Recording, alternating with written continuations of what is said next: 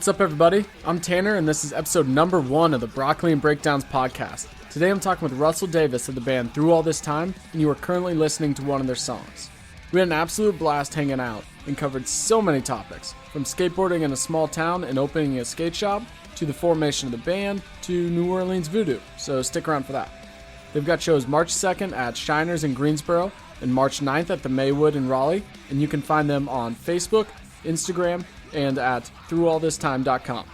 You can listen to all episodes of the Broccoli and Breakdown podcast on Apple Podcasts, Google Play Music, Spotify, Stitcher, YouTube, and all other major streaming services. Thanks for tuning in.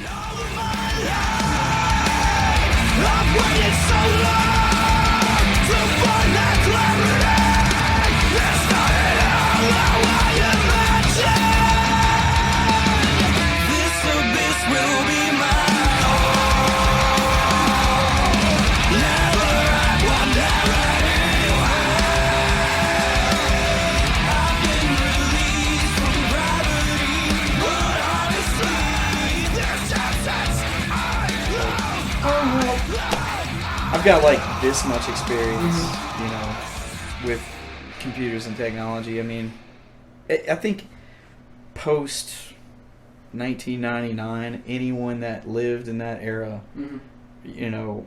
prior to that and during, that was what's the term for it? What's that? The 2000, and it was like supposed to be the end. Y2K. Y2K. Yeah, sure, yeah. Technology's gonna take over. But I mean, most people, like, I remember a time as a kid, like before the internet and stuff, and it was strange because a lot of people were like, oh my god, like, the internet was this weird thing that they didn't want to. Yeah, porn. Yeah, that's what it was. They thought it was like the devil and shit, man, and I really embraced it because I skateboarded. Oh. And so, like, the videos I was and just stuff. did you get into, is that what got you into it? Because I've heard a lot of people say, like, skateboarding, like, compilation, or compilation, is that the word? Skate videos, compilations. Yes, compilation, there we go. A lot of, like, skaters kind of, like, really push that forward. It was cool.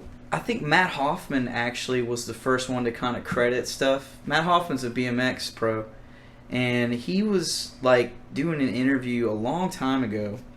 And he was like, thank God for skateboarding. Because without the guys that were doing the skate videos, the stuff for snowboarding, for, like, wakeboarding, for BMX, for motocross, like, that video stuff wasn't really something that they did. They'd always have a dude off on the side with, like, a handheld, just like... But see, skateboarding really pushed the idea of, like, shock proofing the cameras inside. So, like, and using fisheye lenses on the move and putting a handle on top of the damn camera and, like, all these cool things. And Atiba Jefferson, he's like a super famous photographer. He started out in skateboarding. Now he does everything. Music, he shoots videos. He actually has helped film, like, Rob Zombie's videos and movies and random stuff. It all started with the skateboarding shit, man, and he really pushed that enterprise. And, like I said, Matt Hoffman was like, thank God for skateboarding, because without it, like, the video stuff, all the GoPros and shit like that, like, never been a thing. Well, it may have eventually gotten there, but skateboarding really helped bring it to the forefront, and it created, like, career paths for people that were doing things like skateboarding. There were serious careers versus just skateboarding, because if you're into it and you fucked yourself up, you couldn't walk anymore, you still had an opportunity to go in a different direction and still be relevant in skateboarding. Especially since, like, just, there wasn't, like, there wasn't YouTube. Like, YouTube wasn't a fucking thing. Yeah, it's weird. Like, it's weird to think about that, too, because we get so used to it. I was watching an interview, it was Tom Green. Who's the comedian? Tom Green. Green. Are you talking about the? Yeah. I was watching. Freddie got fingered guy. Yeah, Freddie got fingered. So I'm watching. It's on the Your Mom's House podcast. Oh yeah, Tom Segura. Yeah. Oh, I love them. Yeah. Top 3 podcasts for me. Are we on now? I think we're recording. Are we recording now? Yeah. Okay, cool. We're just gonna. I'll just, like, if we need to cut anything, we will. I'm not too. This is, like, literally what I want it to be. I don't want it to be like a straight interview. Q&A. Yeah, I don't want that. There's things I want to know. And, Sure. I'm gonna ask. Sure. But I want it to be more of a chill, just like you ever watch Bert Kreischer?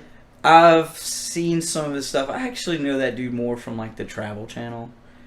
Really? He had that. Yeah. He had that show Bert, Kill Bert or whatever it was called. Hurt Bert. Or something like that. He had multiple shows. Yeah, he did a bunch of stuff, which was crazy. Because I knew him as a comedian, and a lot of his stuff was just really silly.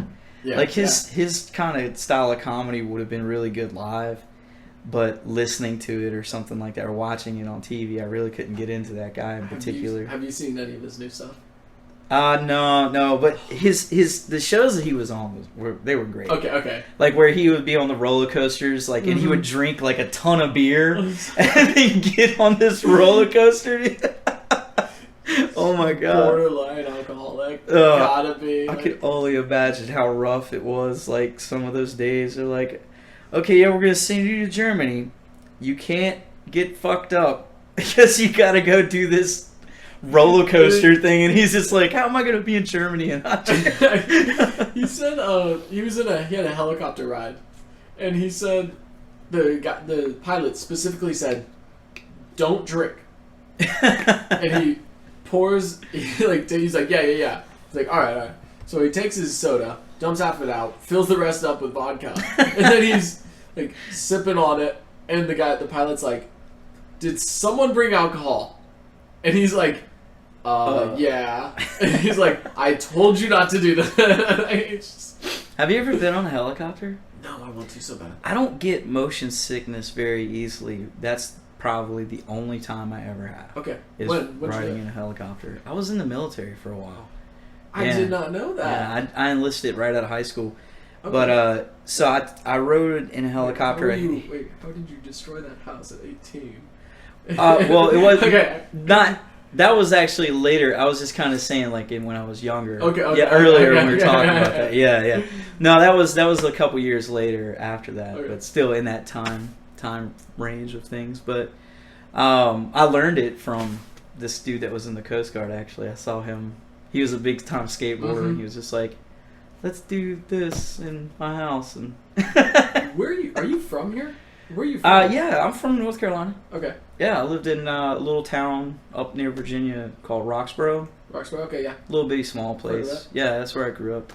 Okay. Yeah, nice. It's not really conducive to skateboarding, but we made it work, and it was pretty awesome at a point in the early 90s.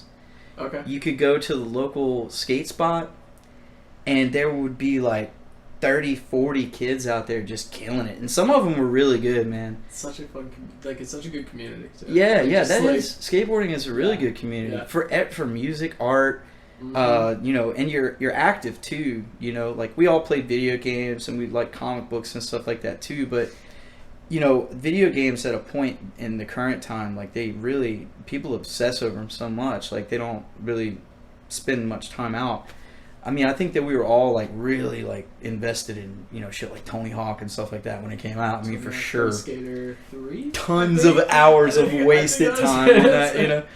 But still, the skateboarding kind of pulled us all out of the house at some point. Mm-hmm. But we'd play it, be playing a video game, skating, the day that it's raining, and then it's nice outside. You're okay. I've been getting ideas from this stupid video game. Let me go and let's see if I can be the Tony Hawk character or something. How big is Roxborough?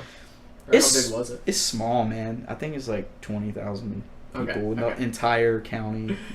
So I grew up in Iowa, and I'm talking I grew up on a farm.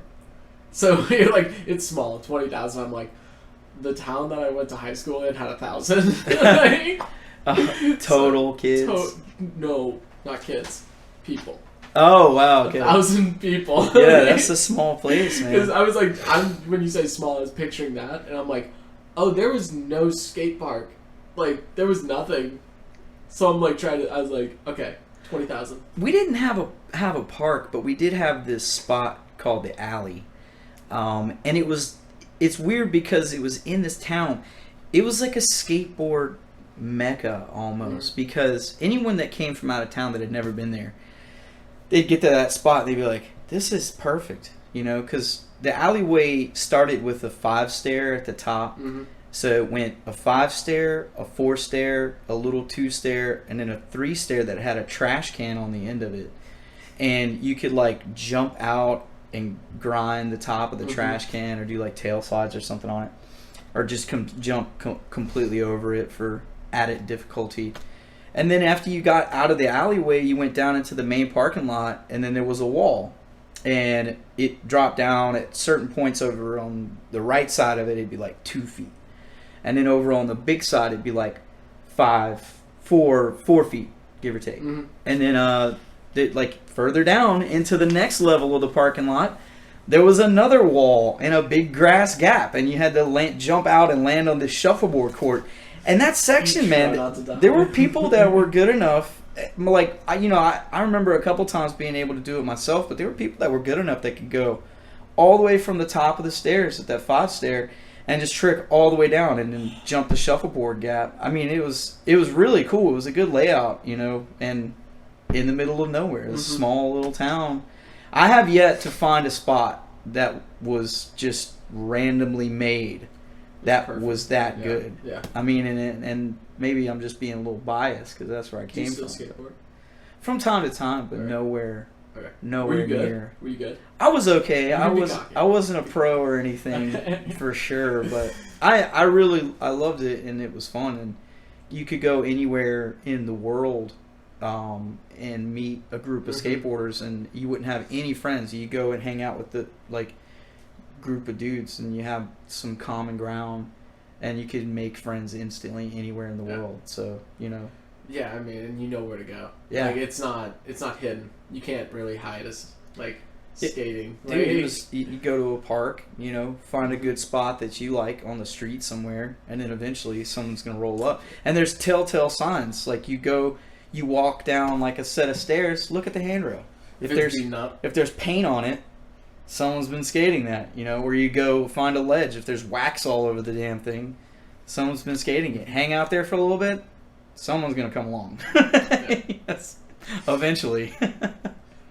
Yeah, so, okay. Skateboarding in Little Town of Roxborough. Then you went straight to the military? Yeah. I graduated from Person High School, and then I went to the military and traveled around in the military for the time that I was in. Was kind of a rough period because I graduated in like 2000, and then of course 9/11 happened the very next year. But while I was in, it seemed like it was constant turmoil from the beginning. While I was in school, the USS Cole got bombed in Yemen, and it killed 17 sailors that were eating lunch or breakfast or something. I forget what time it happened, but so it killed a bunch of dudes, and there's a lot of turmoil. There was some other stuff too, a lot of politics. President Bush was newly elected, and there's a lot of crazy stuff going on. And then 9/11 happened, of course, and it was just crazy from there until I got out. And what branch? It's a branch. U.S. Navy. Navy. Okay. Yeah. Okay. Yeah, I was on the USS Cowpens. It's a famous historical battle from South Carolina. Yep. Yeah. So, but it was. I'm not really going to talk too much about my job because I had to have a clearance to have it, so I'm not going to really. Oh no, man. Yeah. I'm not gonna. I don't know what I can and can't talk about. I didn't really see a lot of secret shit or anything, crazy. Crazy. I didn't see any blueprints for the NWO or anything like that. But yeah, I don't. It's not really all that fancy anyway. It's kind of boring. Being from a small town, were there a lot of people that did that? Because I know a lot of. Sure. Yeah, I know. Coming from a small town, a lot of people are. A lot of it was weird because the Navy is full of nerds. Oh, really? There was a couple of beefcake burly dudes, but it was mostly a bunch of kind of smart nerdy people. You know what I mean? Most of the tough guys and stuff like that went to the Marines or the Army. Okay. So I met more of the small town crowds in those effects. You know, like those were the dudes that were like, you know, small town proud. I'm going to the Marines and stuff like that, which is fine. I'm not picking on those guys, but that's typically where you would meet the dudes that came from like the cornfield in Nebraska. You know what I mean? It's the truth. You know, it's like I think that they were looking for like the most honorable thing, you know, that they could do. And I mean, of course, the Marines has a really hard reputation for that. So there's also a lot of like just being small town, like there's no way out. Like I got out. Yeah. But I know so many of my buddies that just like they went to a semester of community college and they're like, I'm going back to work on the farm. Well, you know, okay, so getting out, sure, for like in your mindset. Yeah, that was my mindset when I was 10 years old. Like, you know, your interests and stuff, they kind of required you to get out. Yeah. Get out. You know, but I think that for some people it's not about getting out. It's like that's the life that they want, you know, like I mean, so for them it's not getting out, like they want to be there.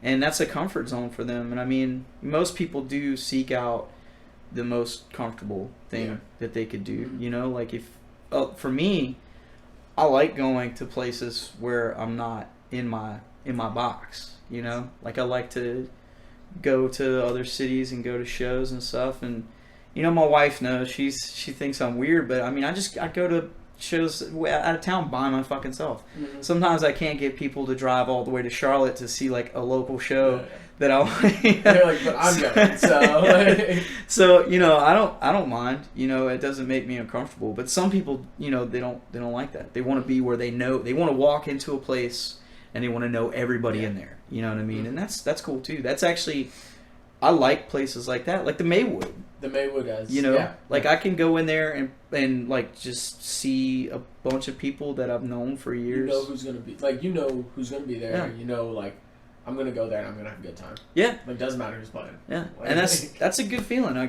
understand. Yeah. I can relate to that. You know, so I make Nick go. We went like actually Nick drugged me back in. We were just talking about this. Back in October, November, something like that. Drugged me to. Never heard of He Is Legend.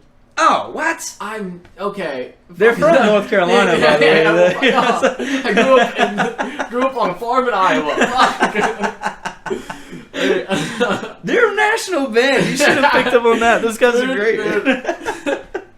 Favorite band. Yeah, Nick's favorite band. So he's like, we're going to see them, and I'm like, fuck it, let's go. Like I've been to Greensboro because I got a couple old roommates that live out there.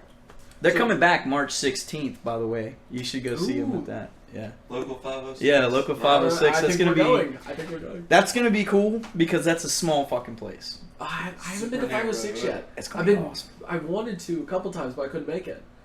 Yeah, that's a rad venue.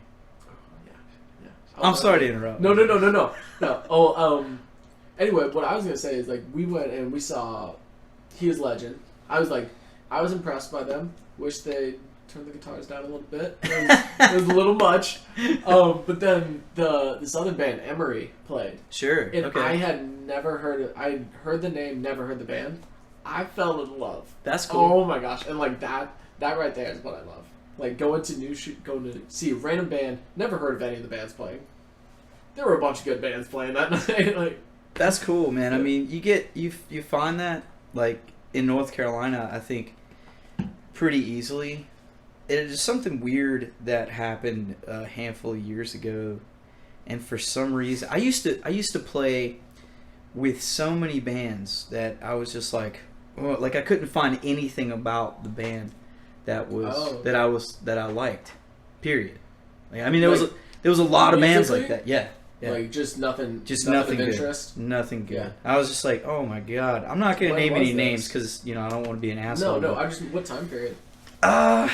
I'd say like mid 2000-ish, like Metalcore's rise. 06, 07. Metalcore's rise. So there was, well, yeah. Everyone started to sound I like wouldn't boy say bands. that, but like the post-hardcore thing too was in full swing. Metalcore, and there were a lot of people that had like. I remember talking to a handful of these cats, like, and they were like, "Oh yeah, we didn't practice for like a month, and now we're playing this show."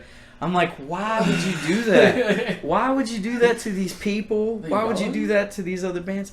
Raleigh, Chapel Hill, Durham, it didn't matter where we played. We'd be playing these shows with these bands, like, and there were some that were really good. You know, but there were a lot. There were more that were crap, and they want it to be crap, or for some reason they just didn't want to put it in. And it wasn't even in like a punk rock type thing. Like it was really bad. It was super bad. But then just weren't good. I'm gonna try to get off of that terrible point. But at some point, I swear now, when I go to shows, I'm like, holy fuck, there's not a bad band in this room. I think part of it is just like how technology has, like, because that period, it was a learning curve. Yeah. With technology and with the music, and there wasn't as I guess I don't really know. I'm guessing from my experience, but like it seemed like there's not as many, like, there wasn't YouTube out. Like, YouTube was just starting. There wasn't like that share of the records and stuff, and you know, Pro Tools wasn't so massively used that you can like, I can work on a track right here and be like, oh, I can make this perfect. Like, we can sit down, play it, and make it perfect. Yeah. And it has to be perfect because everyone else is making perfect music. Well, I could definitely agree that the technology helped people refine their sounds, for sure. You know, because if you're able to sit in a studio and put something in that you were normally just without a click track, without this, without that, and then you're able to really tighten that up, you can kind of like lock it into your ear, and then you get better at it. But man, you know, the perfection of music, especially for stuff like what, like the style that, you know, my band would play. You know, I don't feel like that's the type of music that is meant to be perfect, because it's got like a dash of punk rock, a dash of hardcore, a dash of metal, some rock. There's a little sprinkle of everything in there, and trying to refine that into one overall sound.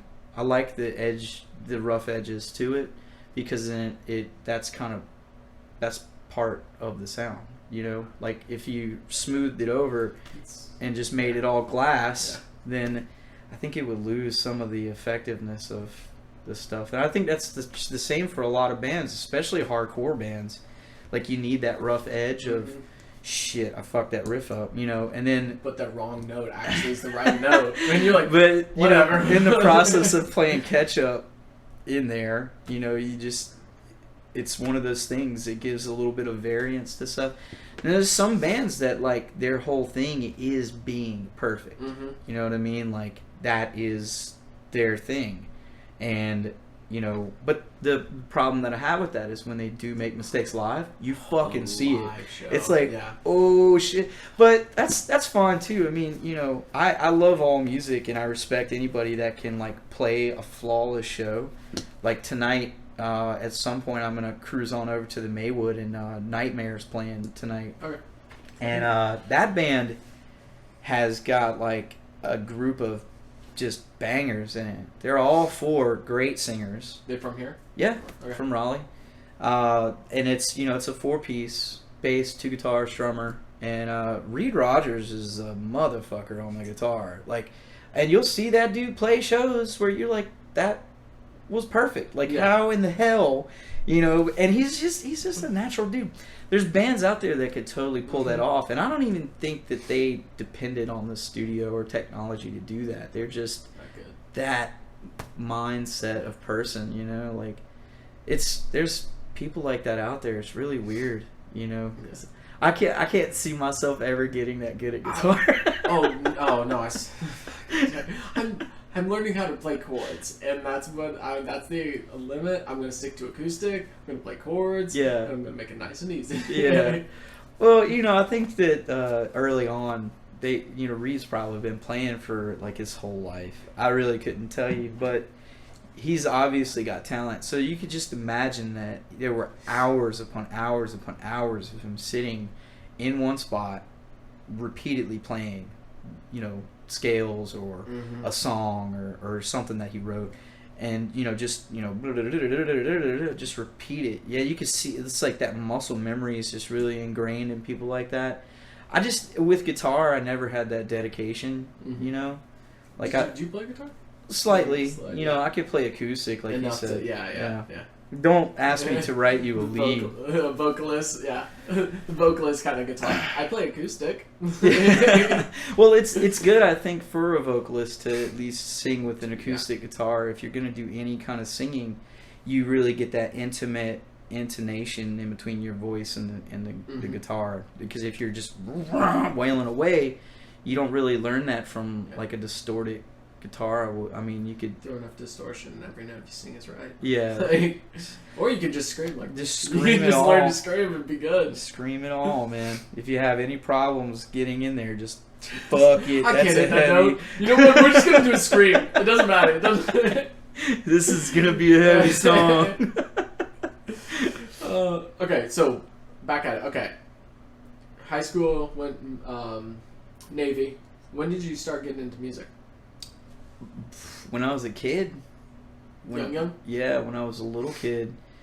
I'd say like performing and being in bands and stuff was much later. So maybe when I was like 21 is when I started to like play in front of people and like perform in full bands. I played a lot of acoustic stuff early on with my friend Justin Norris. He was a fucking amazing guitar player. Like he was really good, and he was one of those dudes that you could just take a song and play it, and he would sit there and kind of fuck with a few things, and then all of a sudden he's playing the song, and you're like, what the hell, It's a dude? new song and it's better, and you're like, He's- all right. Yeah, he was that good, and so like I kind of started to find my singing voice with that guy. Was this when you were in the Navy or how? This was after. Okay. So like I guess I was like 23-ish when I met him, and he was awesome and really kind of set the tone for like that early portion. So I started singing first, of course. Okay. Like, and I'd always sang just randomly. I'd done karaoke and stuff. It was okay. I wasn't like an amazing singer it wasn't one of those things where like, oh, I'm gonna be a superstar. I just did it just because the songs were cool. It's fun. Yeah. It's fun. And so when I started singing with him was when things started to kind of click for me. I was like, oh, this is actually, I can write songs. And something changes, I think, when it's your own music. Yeah. So, and then I was hanging around I had opened up a skate shop actually in Roxborough, which was like a huge deal for me. I really was into it. I was making skateboards, and I had a retail shop.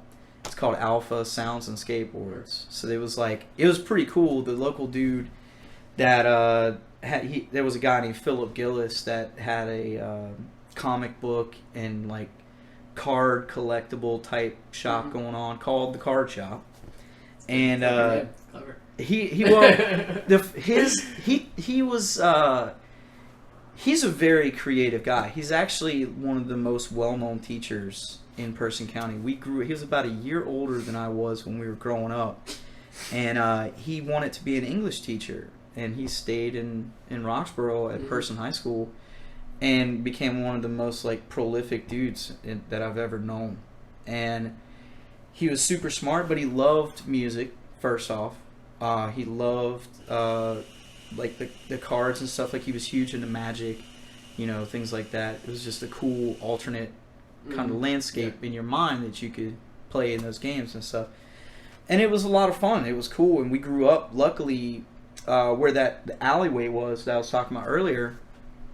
Right around the corner was this place called Carolina Collectibles, and these two brothers, Felix and Mike Alley, had opened this place up, and it was massive. I think about it now, and I'm like, God, I haven't seen a comic book shop that big ever in my entire life. I mean, it was like wall-to-wall comics, baseball cards, collectible cards, stuff like Magic and Star Wars games, and they had pool tables in there and video games that you could just walk in and, you know, we used to play Twisted Metal and shit like that in there. And so we'd be skating in the alley, come up there, take a break, you know, look at some comics, play some video games. Yeah, and he kind of wanted to keep that thing going because it was such an awesome thing for us when we were kids. And, you know, it was something that he wanted, because it inspired all of us to be artists and to do what we've done in our adult lives. And he really wanted to present that to the youth as well. And who better than that guy, you know? He was an English teacher, or he still is an English teacher. And, you know, so not only was it like a wholesome character to do it with, but he's just super smart and he's not going to impress like terrible concepts onto these kids that are coming around. He's going to really kind of lift them up. Where I can't say that Mike or Felix did that with their shop. We were kind of all vandals in some form or fashion. But, yeah, so he created the card shop, and I approached him about coming into the skate shop with me, and then there was a guy that you know, did guitar lessons and you know, had instruments and stuff for sale in there. So it's a really cool store when you came in, and I was doing that for a while, and there was some friends that I had in a band called Sterile, local to Roxborough. Great guys, terrible band name. I used to give them shit about that all the time, but I guess when you're younger, that seemed like a good idea at the time. You know? every band name is a shitty band name until you make it, and then suddenly it's a good band name. But those guys were around for a long time, and they did really well. Like, they had some good music, and they had a pretty big following for a while. It was surprising. Mm-hmm. Again, the thing about Roxborough is that it didn't have much to offer, and to see a band like that actually be able to kind of create an audience out of nothing was pretty cool. They really kind of set the standard for that type of music, because it was like metalcore type shit. What did this been, like mid-2000s? Yeah, mid-2000s. 05, 06, 07. But they were playing before then. Mm-hmm. You know, but it took them, you know, of course, a while to get that the following and stuff of the people, but they did a great job with their music, and they went to Jamie King and got like some solid recordings done. They did 2 albums that were really good, and then so I was kind of hanging around. They came up to the shop and stuff, and I was like, let's do like a group thing, like let me sponsor the show or something like that. I forget exactly, but. So I was hanging out with them, and I had another friend named Dustin Seamster that was in a band called Casta, and they kind of were the 2 local bands. You know, Casta was a little bit more of the hardcore style than Sterile was, and we were hanging around, and it just so happened that Casta lost some members, and I was hanging around with all these dudes. I was like, let me give it a shot. Yeah. Never done any heavy vocals, but I had always kind of grown up listening to like a mix of stuff. I'd have to say the biggest part would have been like, I listened to a lot of classic rock early on, you know, like Led Zeppelin, you know, and then classic metal too, like Ozzy. My mom was a huge Bruce Springsteen fan, so I listened to a lot of that. And you know, because I was a kid, I wasn't really making my own musical decisions, you know, but then later on I ended up like making a merger somewhere in between Guns N' Roses to like Agnostic Front, and it was like, I don't know how that happened, but that was a big gap. My friend Stephen Vining from Augusta, Georgia, he had moved up to Roxborough for a little while. And Augusta has had like a very awesome punk and you know, hardcore scene for a long time, and in the 90s they really did. Like, it was awesome back in the day. And so he introduced me to a ton of shit like that I'd never heard of. Like, I'd never even heard the term ska. And he's like, yeah, this band, the Scofflaws, this band called the Toasters, this, that, the other. And I was like, these are crazy names. What the fuck? You know, Bad Brains. I was like, this is, So he's like dropping all these bands on me, and like this is before you had to have the physical music. Yeah. So we would go to we'd have to travel way out to go to these fucking record stores to get. Store in Roxborough? This was like the day when Camelot Music and stuff like that was still in the mall, and you could get a lot of punk rock and hardcore from Camelot, but the record stores like School Kids Records and stuff like that, they had a lot more to offer as far as like the fringe of that stuff. So what he did is he had a big collection of this stuff just in general, and he just started like making tapes. He would like have the dual cassette thing. He'd play it and record it, and you had to do that in real time. Like you had to listen to the music while you were fucking recording it. So you had to sit there for an hour and a half.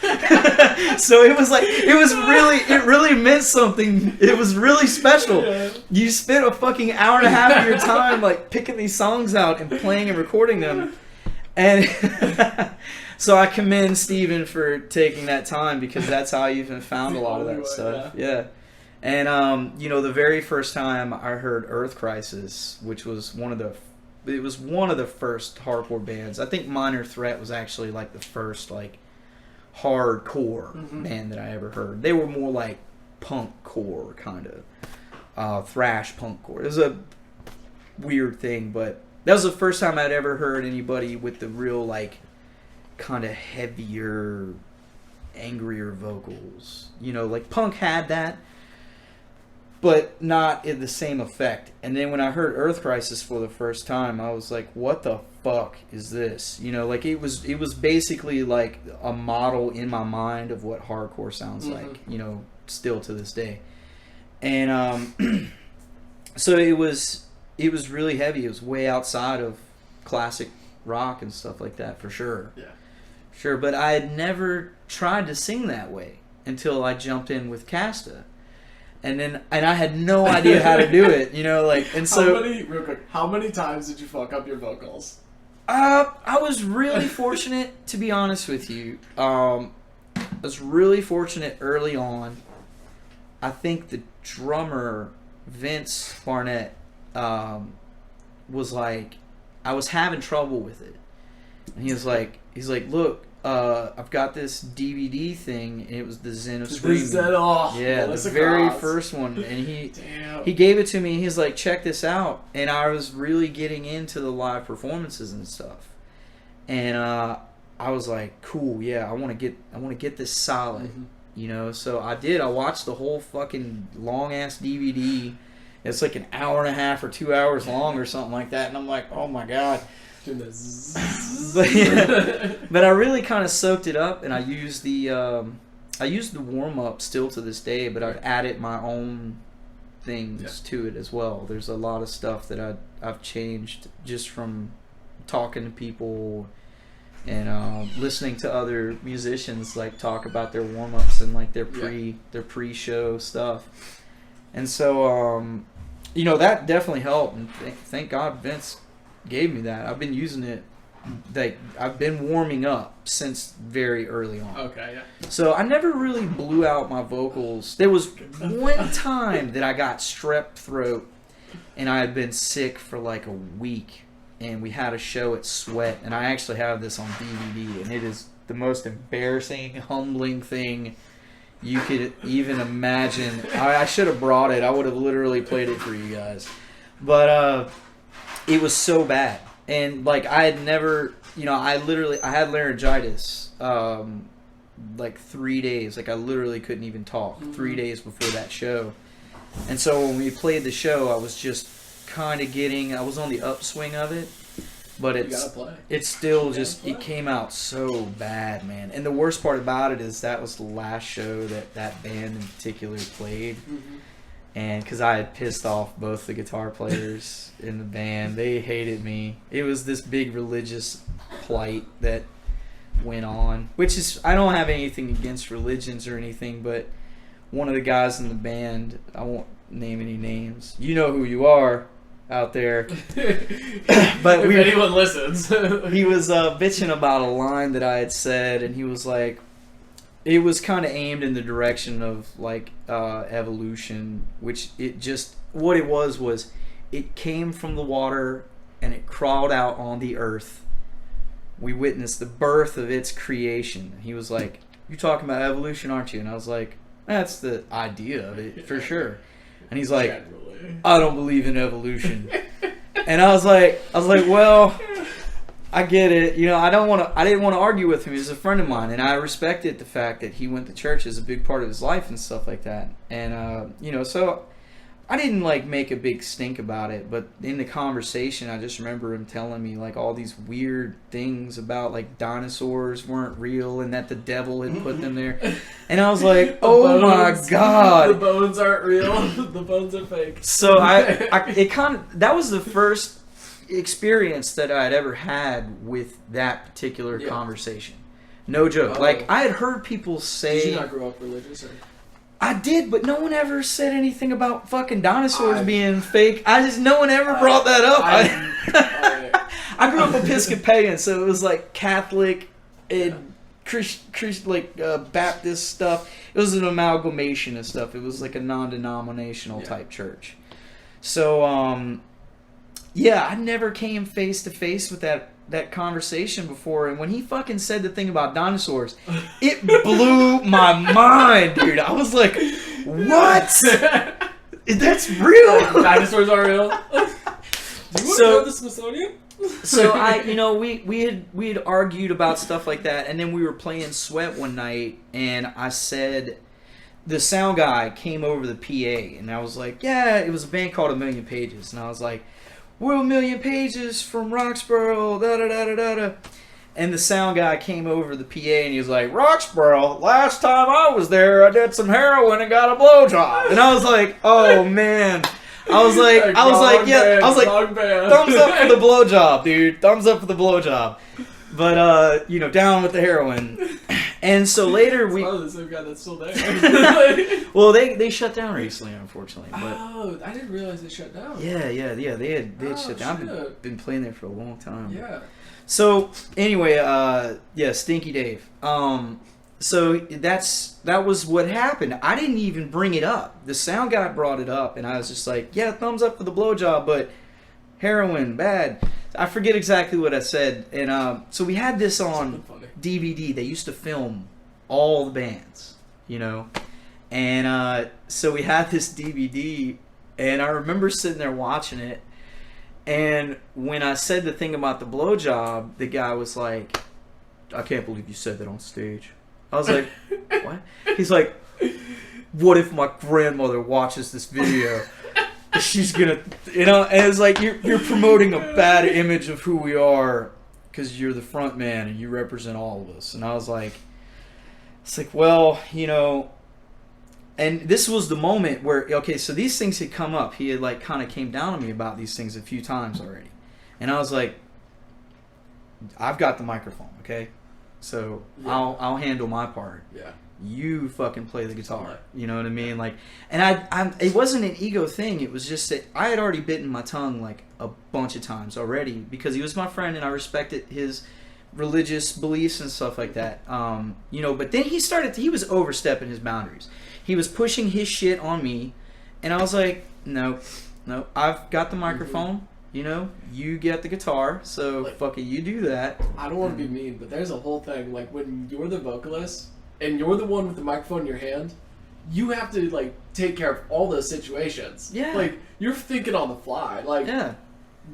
Thumbs up to blowjobs, down to heroin is a pretty good response. And, you know, the thing is, too, man, is that during that period of my life, you know, I met this dude, he had this place called the Durham Dungeon. And it was awesome. And I met him from the skate shop. And he was a religious guy, but he was like super into hardcore. Like he was one of those straight edge for life type guys. And he's a fucking awesome dude. Like one of the most amazing people I'd ever met. He bought a house in like the shitty part of Durham. He was renovating it, and he had created this skate park in the basement. And it was intense, dude. Big? Let me tell you. How big was this place? It wasn't the size of it. It was the layout that was like the most intimidating thing that I had ever skated. Yeah. And a lot of my friends as well. So it was this big ass roll in, and then a straight vertical wall. And it went up like 20 feet, bro. It was so crazy, man. And I busted my ass on that thing too many times. But it was called the Durham Dungeon, and he just used to let like all the neighborhood kids go, like, come on in, like hang out, watch all the skateboarding, graffiti, do whatever you want, And really cool dude. But he used to tell me all the time, like, one of the rules when you were in there is no cussing. He's like, I don't care if you fall from the whole 20 feet all the way down. Like, if I hear you drop an F-bomb in front of a bunch of little kids, you're gonna have to leave. You can come back, but you're gonna have to leave that day, And so he really enforced that. And he was like, and we talked about it one day. I was like, why do you do that? He was like, well, there's so many other words that you can use in place of things like that. And he's like, it really takes a strong mind to not just go right to those 4-letter words. And I was like, So when I started writing my own songs, I've never used curse words. I never cussed. If you go back and listen to any of the A Million Pages stuff, there's only one song that has a cuss word, and that was one of the last songs we wrote because of the situation that was going on. So I never put cuss words in any of my songs. I was like, yeah, there's always a way around it to get that same effect without having to use, fuck or shit or whatever. And so, I was really mild. My language on stage was really chill in comparison to some dudes that would get up there and be like, fuck yeah, let's fucking do it. That was our first show. I've had multiple people be like, you probably said fuck 100 times. And I was like, oh, my bad. And then immediately did that, watched the video. I was like, oh, reeled it back. And I went through the exact same thought process of and it's hard not to just drop those F-bombs and stuff. There's times where you're like, I say it this way. It's like, if that's the only way to portray what I'm trying to say, then I'll use it. But I have never come across a situation where I can't think of a better, or if there's not a better way that I can say it. They have their place though. I gotta say that, the F-bombs, dude. When you really put it in the right place, it's like a little pause. Fuck. It creates a good explanation. It says so much with that one word. Yeah. Yeah. It really explains either the frustration or the anger that you may be feeling in that moment, just with one 4-letter word. Bam. And now, ever since I left that last band and am doing the new one now through all this time, yay. Oh, we're getting there. Don't worry. We're getting there. So we're late to it, but we're getting there. Once I left and started up with that, well, actually, Enemy in Disguise, was the band before through all this time, but I didn't really get to write too much in that band. There were only a couple of songs that I was able to really kind of put my touches on, but through all this time, it's definitely the one that I've written the most for over the past 5 years. And so so have you guys been, you've been in 4 bands at this point? I've been in a bunch of bands actually. 4 ones out. Well, starting out, let's see, what was the very first one? It was a band called Hemostat.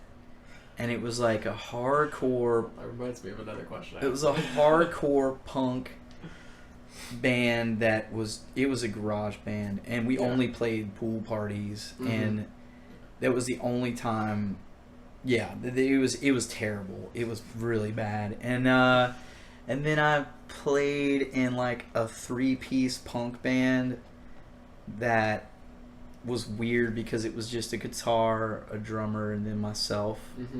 And I was trying to learn to play bass, but the bass that the dude gave me had 3 strings on it, and I didn't know how to string a bass. I just didn't know shit about musical instruments, and I'm like, okay, I'll just play with these 3 strings. We'll be good. I got this. You only need one. So you only need that low E. That was even more terrible than Hemostat, and then I don't even think we came up with a name. And then Casta, and then A Million Pages, Enemy in Disguise, and then here where we're at now through all this time. Yeah. Since we're here, how did you guys form? Well, Because you guys, when I moved here 2016, so like everything you're talking about, I have no clue. so Enemy in the Skies was where I met everybody that's in the band currently. Okay. Have you moved to this area yet? I had been living in Raleigh Okay. for like a while. I was actually, when I met Enemy in the Skies, I was in Clayton, but still, in the area. Yeah. Love Clayton. I love Clayton, man. Yeah. To be honest with you, my wife fucking hated it, but I wanted to stay. She was like, "We got to move. It's too far from everything." I was like, "What are you talking about? This is fucking perfect." But so I really like Clayton. I was hanging out there, and I hadn't been playing when I left A Million Pages. I had moved to Raleigh, like right after that, basically, because I didn't have anything tying me to Roxborough anymore. And the remainder of A Million Pages was like me, Patrick, the drummer, Chuck, Charles Rue on keys, and Jeremy Porterfield on bass. And so it was drums, keys, bass, and vocals. It was really cool. We had a fucking blast with it, and we wrote 3 badass songs together. But Chuck was going off to college. And I was trying to move for work, and so we just kind of like spread out and went in different directions and everything, which was cool. I mean, we all... How long ago was this? That was like 6 or 7 years ago. Okay, so would Patty have been in Kiss the Curse yet? No. Okay. No. So Patty actually ended up going with that band Sterile for a while. Really? Yeah. Okay. He played with them for a couple of years, and he's phenomenal. Anybody that plays music with that dude you're so fortunate to have that guy around, because he really is like on the grind with that.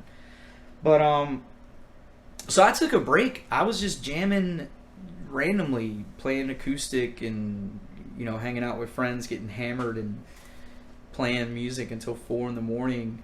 and not really trying to play shows or anything like that. And so eventually I was like, okay, I want to get back into it. So I was like, I don't really know too many people in the Raleigh area to get together and jam with. I knew a handful of folks, but they were all in bands, and I didn't want to infringe on that. So I put out a fucking ad on Craigslist, and who answered that but fucking Swines, Mike Swiney. He responded to that and was like, yeah, let's fucking do this. And a guy named Rob Peel, he was the drummer for Bone Shelter originally back in like the 90s. Super cool dude, and he had a music school called Center Stage in Garner. Right. And he was like, let's meet up here. Is it still around? He moved it out to Fuquay, but I do believe he's still got it going. Awesome. And so he was like, let's get together and jam. And so we started jamming, and things were going pretty good. We like worked out a couple of songs, and our goal was to do like a hard rock cover band because there really wasn't one in the area at the time. And Swans, his singer JD from Enemy in the Skies had moved to Asheville and was basically leaving the band. Asheville to Smithfield, that's a good hike. Yeah. So he was leaving the band, and Swans was like, dude, you should come try out for like my original band. And I was like, sure. So I did, and things went pretty well, like on the first run through of everything. And they were like, yeah, let's keep this guy around. And that's how I met Will, Rhett.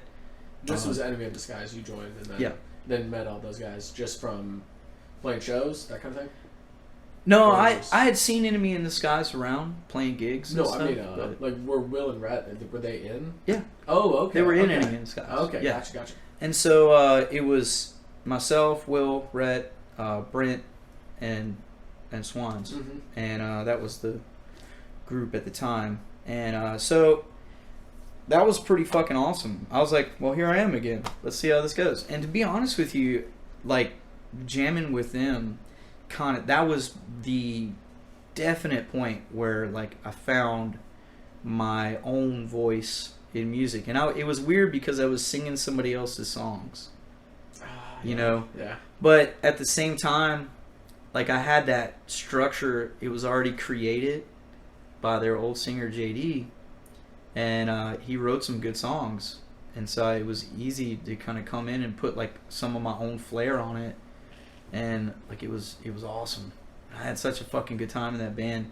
It was really intense, to be honest with you. Like there was a lot of craziness that happened like through that band, but you know, right near the end of it, Will, Rhett, and Patrick, Brent left the band, or well, that's one of the craziness parts about it, but he was out of Enemy, and then we brought Patrick in, and it was me, Will, Rhett, Patrick, and Swans, and then craziness ensues, and then it was me, Will, Rhett, and Patty. Yeah. And then we added in Buddy Sauls from Killing the Catalyst, you know, to start through all this time. He had heard some of the stuff that we had been recording with Black Plate and was like, I want to work with you guys. Yeah.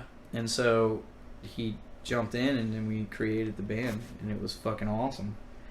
He just looks like he should be an August Burns Red. I've told him that. I've said that to him. I'm like, bro, you're wearing a button-up plaid shirt with tight jeans and sandals on stage.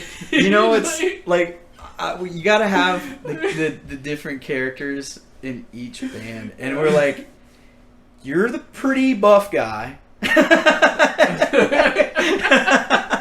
So we got that covered. The heartthrob. Yeah, Buddy is a fucking karate master, by the way. I believe it. He is hardcore. Like, he's been training since he was a kid, and yeah, he's a badass. Do not fuck with Buddy.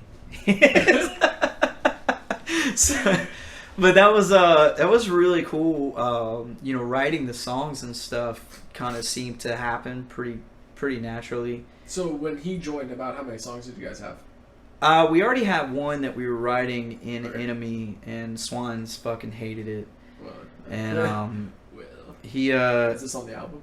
Yeah. It was that song "Stalker," Texas Stranger. Oh my god! Yeah. Okay, really good. Yeah. Okay. So he wasn't really down with the song. He didn't really like it. And some shit went down, and we disbanded, and you know, but we wanted to keep making music. Swans he had just had a baby, and things were tough. I don't really want to get into that story because that's kind of a little bit of a saddening thing, and you know, when I bring it up, it's really depressing, to be honest with you, to even think about it. But so we went into through all this time, and we already had like that one song that Rhett had created, that riff, and it was sick as hell.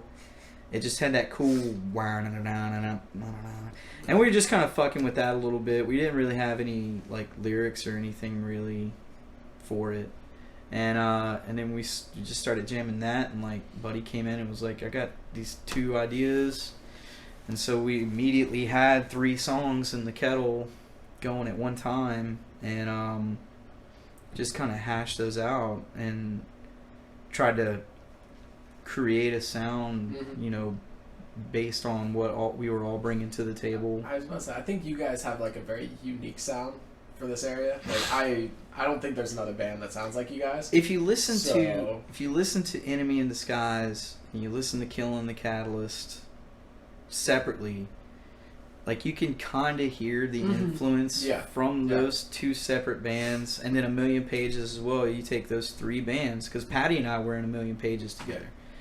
Buddy, Rhett, and Will were all in Killing the Catalyst together. And that's kind of where we got the name from.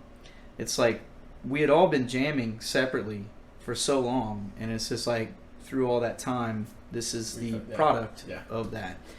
And so that's where the name came from, and we kind of wanted something that was like true to us and kind of explained our situations in music, you know, versus just about like the music or some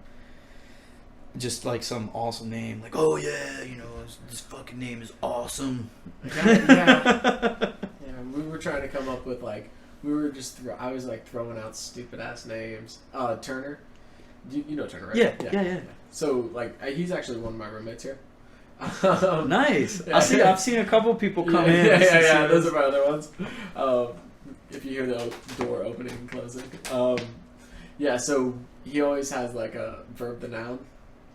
That's his favorite, like Verb the noun. Verb the noun Okay. bands. Okay. So like I looked at there's on Spotify there's a band called Verb the Noun. It's got to be kind of comedy-ish, but I don't know. It's pretty. I mean, it's pretty good, but it's got to be kind of jokey. So like trying to come up with that name where you're like, nah, I want something like specific to us. What's your favorite band name that's out currently? What's Parkway Drive. That's pretty cool. Parkway Drive is my favorite band. So like, I don't know. The funniest thing. There's a band called Jehovah Witness Protection Program. I've heard. I was gonna say, no, it's great to have like a really creative name that's like awesome, but that band Bro Job is the Bro Job. funniest. Oh. That's great. When we get done, dude, you guys should look up one of their fucking lyric videos. Is it like funny? Oh, shit? dude, Or- it's crazy. Bro Job, is it? They're pretty wicked, but every time I think of like band names, that's like the first thing that pops into my head. Like that is the greatest name. Good job, guys. Bro Job. I love a good funny name though. Oh yeah, I love a good one. Yeah, humor is where it's at, man. Have you ever seen Psycho Stick? You seen It this? sounds really familiar. You're not from the area, so you didn't catch. Like they used to play here all the time. The guy Swines that was in Enemy in Disguise. He was like the creator of Enemy in Disguise. He had a promotion booking company called SMS as well. Okay, yeah, I've heard of that. And he used to book Psycho Stick on a regular basis, dude. And those guys, man, they are fucking awesome musicians, but they like parody a lot of shit. Like, you ever heard the song by Heart called Magic Man? He's a magic man. They've parodied that and they call it Mega Man. He's a Mega Man. And the video for that is pretty badass. Okay. Yeah, you should look. Check it. Psycho Yeah, Stick. that Alright, music I'll check 'em video out. is I'll check 'em great, out. dude. They're super talented musicians, man. Like, but I think that at a point they wanted to just make it fun as hell, so that it didn't get too convoluted with bullshit, you know. But at the same time, they really do bring like a level of talent to their music, you know. The singer Rob is like a fucking phenomenal singer. And all the musicians, like they're not up there slouching around, like they're fucking ripping some crazy shit, you know. But it's still all in comedy. It's kind of satire, like Yeah. I enjoy that. All right, so through all this time, you guys are forming. Let's go with recording. You guys recorded with Edward, right? Yeah, Okay, yeah. how's Well, that? we actually started with Black Plate. Oh, okay. Yeah, our very first song that we did was "At Home in the Abyss." Yeah, that was a Great fun song, one, great dude. song. Great Man, song. that was one of the first songs that we wrote, and Buddy was like a big part of that. Like I think that he wrote the majority of that song and just kind of had it on his laptop, and then sent us all like the track that he had created, and then we went through and worked it out and got everything together. And I don't know where those fucking lyrics came from, but like I was at the time. I was trying to like, I wanted to expand my writing and stuff, so I was like doing a lot of weird writing and shit, like writing small short stories, Okay, yeah. and then trying to, so the image in my head would be like the short story to song format, if that motion makes any sense to you. Yeah. So I'd watched like Interstellar. You ever see that? I haven't seen it, but I've heard it's good. I'd watched that recently, and there was a part in it where you fell into a black hole, and I just like, space is crazy. Like, I fucking love the craziness of it, and you know, learning about it and listening to physicists talk about it, and you know, it's pretty fucking intense. You watch Joe Rogan's podcast? Yeah. Oh, he's one of the people that definitely gives me a lot of information about it for sure. But there's a lot of people out there that are like on that same level with it, and so there was a lot of stuff just kind of floating around in my brain, and I really like the concept of like the space is an absolute abyss. You know what I mean? And in a way, I think sometimes when you get like stressed out and shit like that, you kind of create one for yourself. But at the same time, I was really stressing because I was trying to focus on playing music, but my job at the time was really pulling me away from it. So I had a lot of like no sleep nights, and then working, and then the band, and then working, and then this, and then work, and then band. And so we were playing shows. We were trying to play shows and get stuff, together on that and stuff. So we were moving forward with everything, and I was just like, that's where I got the chorus from. It's like I created this abyss, but this is my home. You know what I mean? Like that hunger and the desire to strive forward is like creating this abyss, but I fucking like it. And that's where that line comes from. It's like, this abyss will be my home. I never had one there anyway. It's like kind of pointing back into the thing where prior to the abyss, it's like I bounce around so much. I never created a home, and it's like I've been released from gravity, but honestly, the absence I loathe, I love, I'm lost. So it's like that was really cool and really personal. And it may not seem like it from the outside, but there was a lot of stuff that was going on, for me, that I always put it into the music, but I related it back to space, it's like, and so like it's a storyline. The very first line is dawn of the first day, hopes are high of making it home, so it's like kind of turning that journey into a story, and I try to encompass that in the writing stuff on my end, in the lyrics, and thankfully I've got an amazing band behind me that helps create that atmosphere, because listening to the song just over and over and over really kind of created that environment, image, so it was it's a group effort for certain. Like there's never in any band like one person that's gonna make the music awesome. If there is, except for Ghost.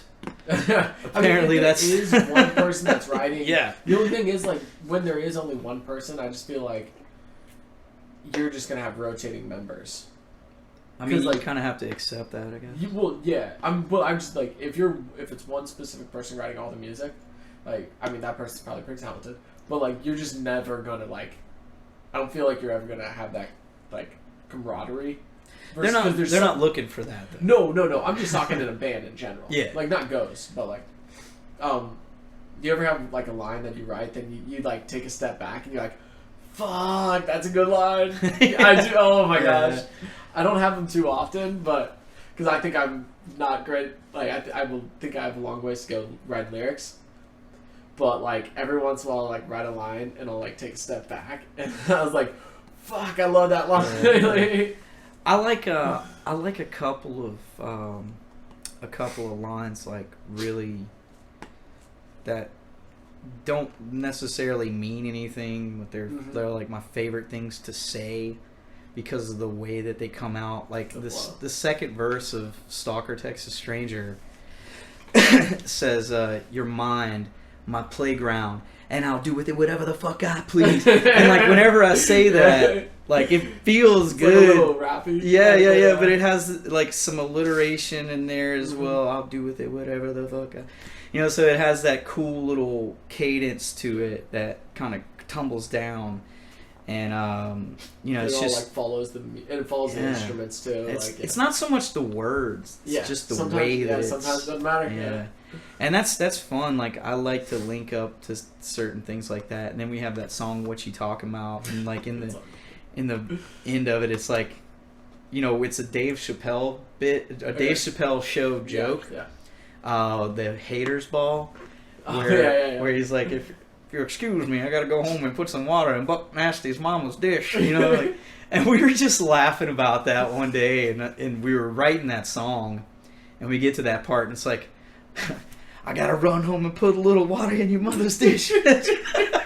So, like, that's how it kind of got in, and it really has nothing to do with the song at all. Like, it has absolutely no relevance whatsoever, other than we were fucking laughing about it that day, and it was just funny, and so we put it in there just because. There's a line where Edward, because we record with Edward too, he didn't know what I was saying, and it's something like I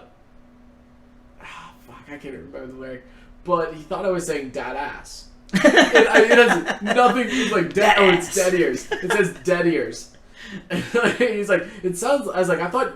He's like, what are you saying there? I'm like, dead ears. He's like, it sounds like you're saying dad ass. I was like, I'm gonna scream. I was like, so on one of the lines in the EP, there's like a high backup scream where I yell dad ass. Like, just because it's like, fuck it, I'm gonna slip this in there. No one knows it's in there except me and anyone that listens now. So it just says, it's like something dead ass in the background. Awesome. That's awesome. Stuff like that I just love doing. Like, Edward's fun as hell to record gosh, with. I love that guy. Oh, we kind of strayed a little bit off of that too. So at Home in the Abyss, at Black Plate, and then this is gonna happen often. Edward, Edward was in school at the time, and he reached out to me, and he was like, I've got to do like a local artist spotlight type thing where like I take a song of yours and like do some stuff with it. And I was like, sure, I'll do it for fucking sure. That's awesome. Yeah.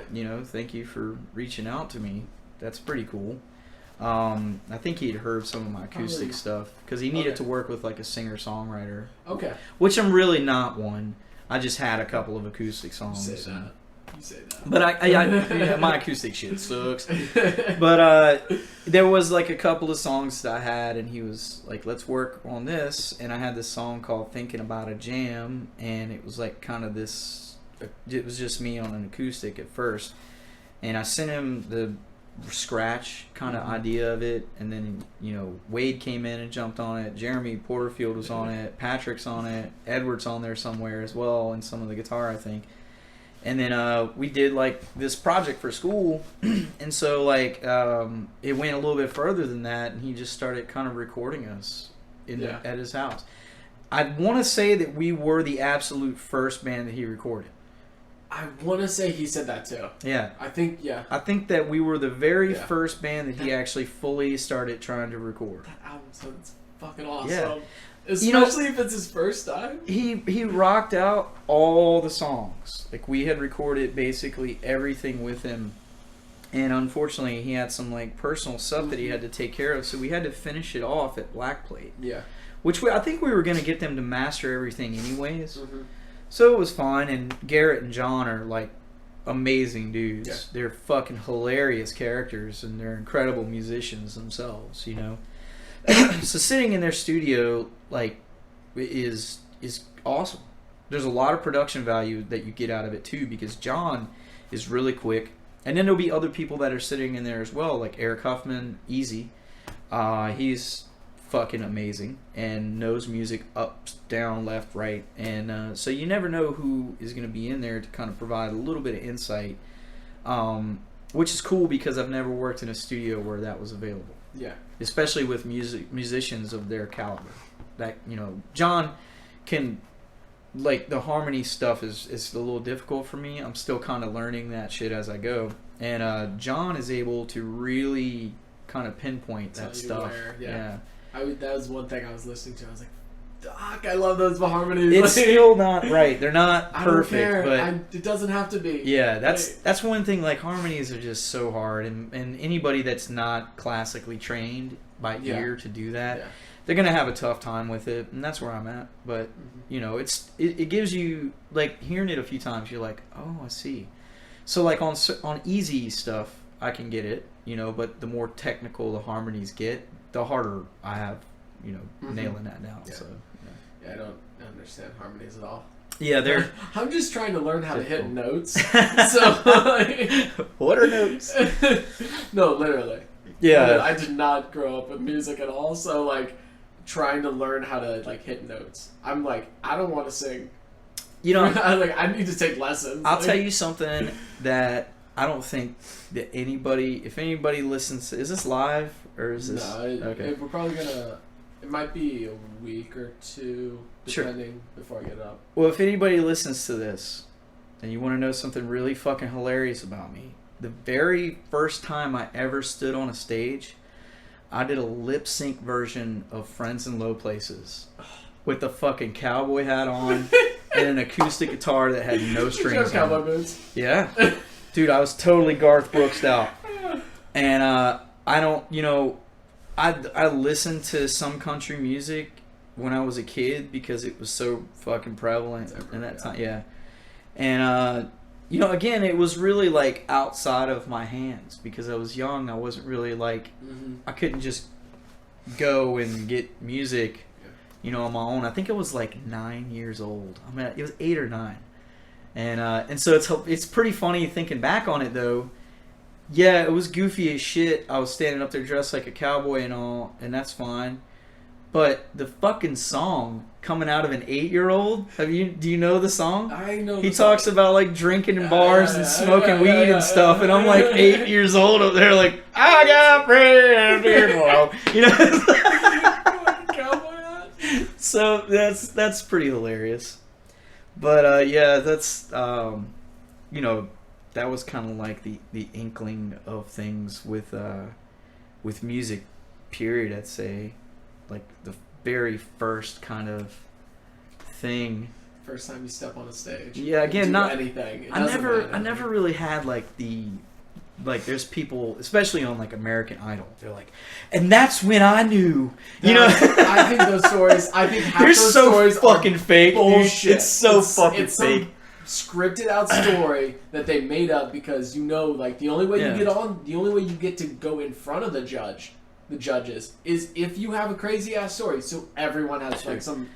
Now some of them, I'm sure, like they really do, but there's always that like dude or that girl that was like, when I was 6 years old, I knew from that moment. No, you fucking didn't. Your grandma put you in that pretty frilly dress and stood you up in front of people as a fucking goof. Yeah.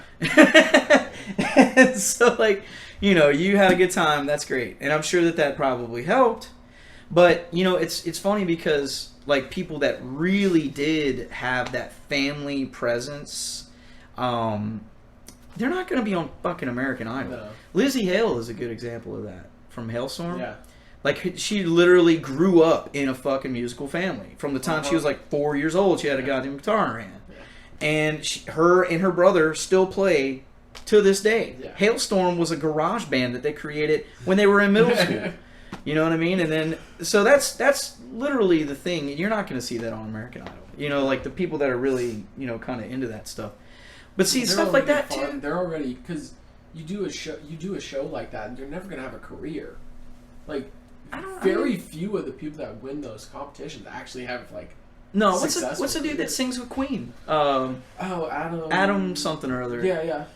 I mean, some. He's a good singer. Kelly Clarkson's. Yeah, Kelly Clarkson. Yeah. But, there's like a handful of people that do, but the thing that I find terrible about those things, and especially pop music just in general, is that they focus on one fucking person. Where you've got a whole crew of motherfuckers behind you making all of that happen. And you're just like, you're getting every bit of the credit. Like when fucking Kelly Clarkson or somebody like that goes out on stage, like, no, fuck the drummer. You know what I mean? The bass player, the lead guitar player. Yeah, fuck those guys. It's all about, her. I do enjoy it if the person singing goes over and interacts with them. I enjoy that. Yeah, share the love. I just think that that stuff is aimed more at the face and the voice, which they see as being the central part, which from the outside perspective truly is the central part to most people. Yeah. But when you're on that stage with them, that's you don't realize how important. Yeah, like that guitar player, that bass player, that drummer are fucking central to the reason that person's there. Without them, they wouldn't be on that stage. You know what I mean? Especially if they're like not doing karaoke. Because that's real. It's like American Idol should just be called American Karaoke Contest. Who's the best at singing other people's songs? Yeah. That's They probably wouldn't have gotten up there if they depended on their originals. No, most of them I don't even think write. You know, so Well, I mean, but like in that genre, you don't necessarily have to write. no, People will write for you. no, You work on singing and dancing. yeah, You're good. it's ridiculous, man. They create monsters, dude. Fucking Justin Bieber is a prime example of that, dude. I mean, oh my god. But you know, that's what people would consider hating on another musician. I don't know. I still kind of feel like in a way that when the industry does stuff like that, they every time another pop star comes out, that just eats away at the validity of music in our culture. Every single one of those fucking people do every single time, and it makes it unsacred to the fans that will follow music. It doesn't allow them to catch that sacredness of it. You know, like they look at a pop star and they think, oh, they were on American Idol and then now they're famous. All the work that went into like a band getting there or a solo musician or whatever, all that work gets fucking overlooked by stuff like that, by those pop singers. Like Justin Bieber is like 14 fucking years old and he's basically got the fan base of the Beatles. Yeah. And I mean that's crazy. You know, that's insane that happens. And it's not good. It's not good for music. It doesn't.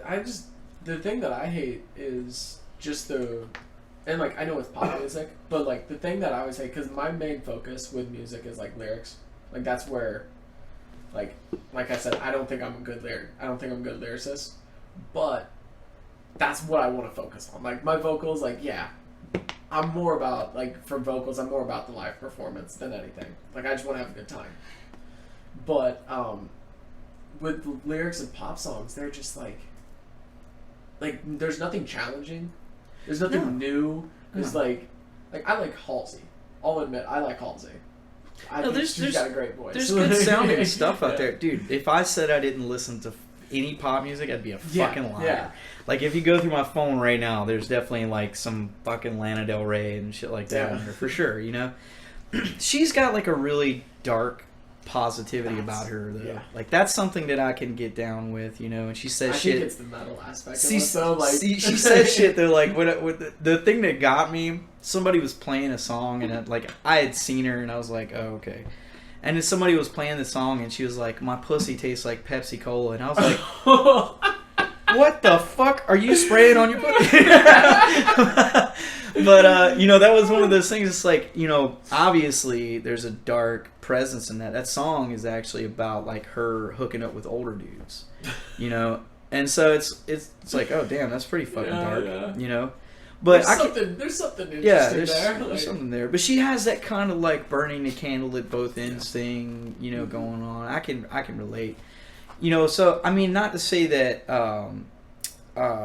other pop stars don't write lyrics that people can relate to, because that's obviously why people fucking listen to them. But I don't listen to Rihanna, and I can't relate to the words that she says. I can't relate to the way that the songs sound. Nothing. I've got nothing for that. It doesn't pull anything for me. And some of the shit, like when she says it, like there's like that one phrase, that one song, she's like, shine bright like a diamond. I'm like, I can't fucking stand just the way that she says that word. Just the way that she says that word. Whenever I hear that song come on, I'm like, drive me crazy. Fuck that song.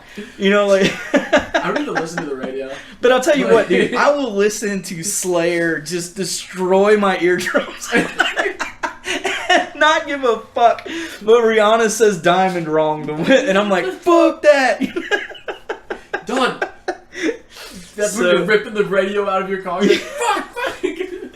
So I mean, it's really a matter of opinion, you know. There's a lot of people that will listen to something that I fucking love, and they can't find any attachment to it as well. I mean, most of my friends, like most people I know outside of like the music scene, don't listen to metal. Like, don't listen to heavy music at all. Yeah, there's a lot of... So, they don't understand when I'm like, oh, I do screams. Or if they do, like, I have friends that I used to go to, like, Carolina Rebellion with, man, that were like, you'd meet them and talk to them, like, outside, no music involved, and you'd have no idea that motherfucker was just in a mosh pit with like 200 people at Carolina Rebellion, you know, and it's not, you know, I'm not a huge fan of Five Finger Death Punch, but I'm almost glad that those bands are there to kind of bridge the gap because of Five Finger Death Punch. They've heard of like All That Remains or Seven Dust or one of those. Deeper they start to find those other bands, you know, that I'm a fan of that are those. I would say that All That Remains and Seven Dust definitely are like out in the forefront. But as Carolina Rebellion grew, they started to bring in smaller acts that were playing on the side stages and stuff. You know, of course.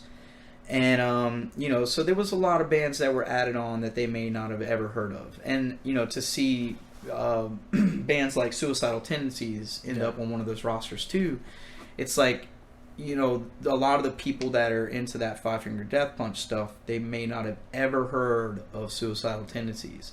And they probably heard of Metallica, and they know who fucking Rob Trujillo is standing on stage with them.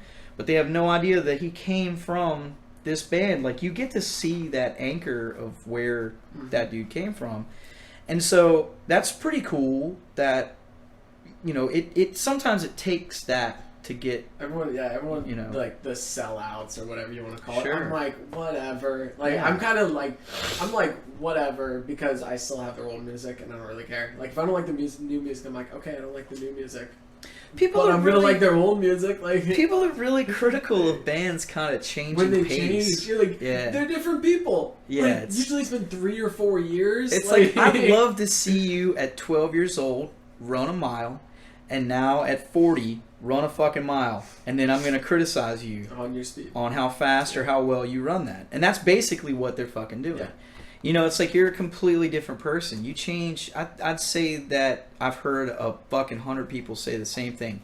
Your personality changes like every 5 to 7 years. Yeah. You know what I mean? Whether you like to believe it or not, the things about yourself mature, the foods you eat, the things that you drink, the people you hang out with, the fucking shoes you wear. I mean, a lot of that stuff changes, man. I mean, it's going to. And it's fine.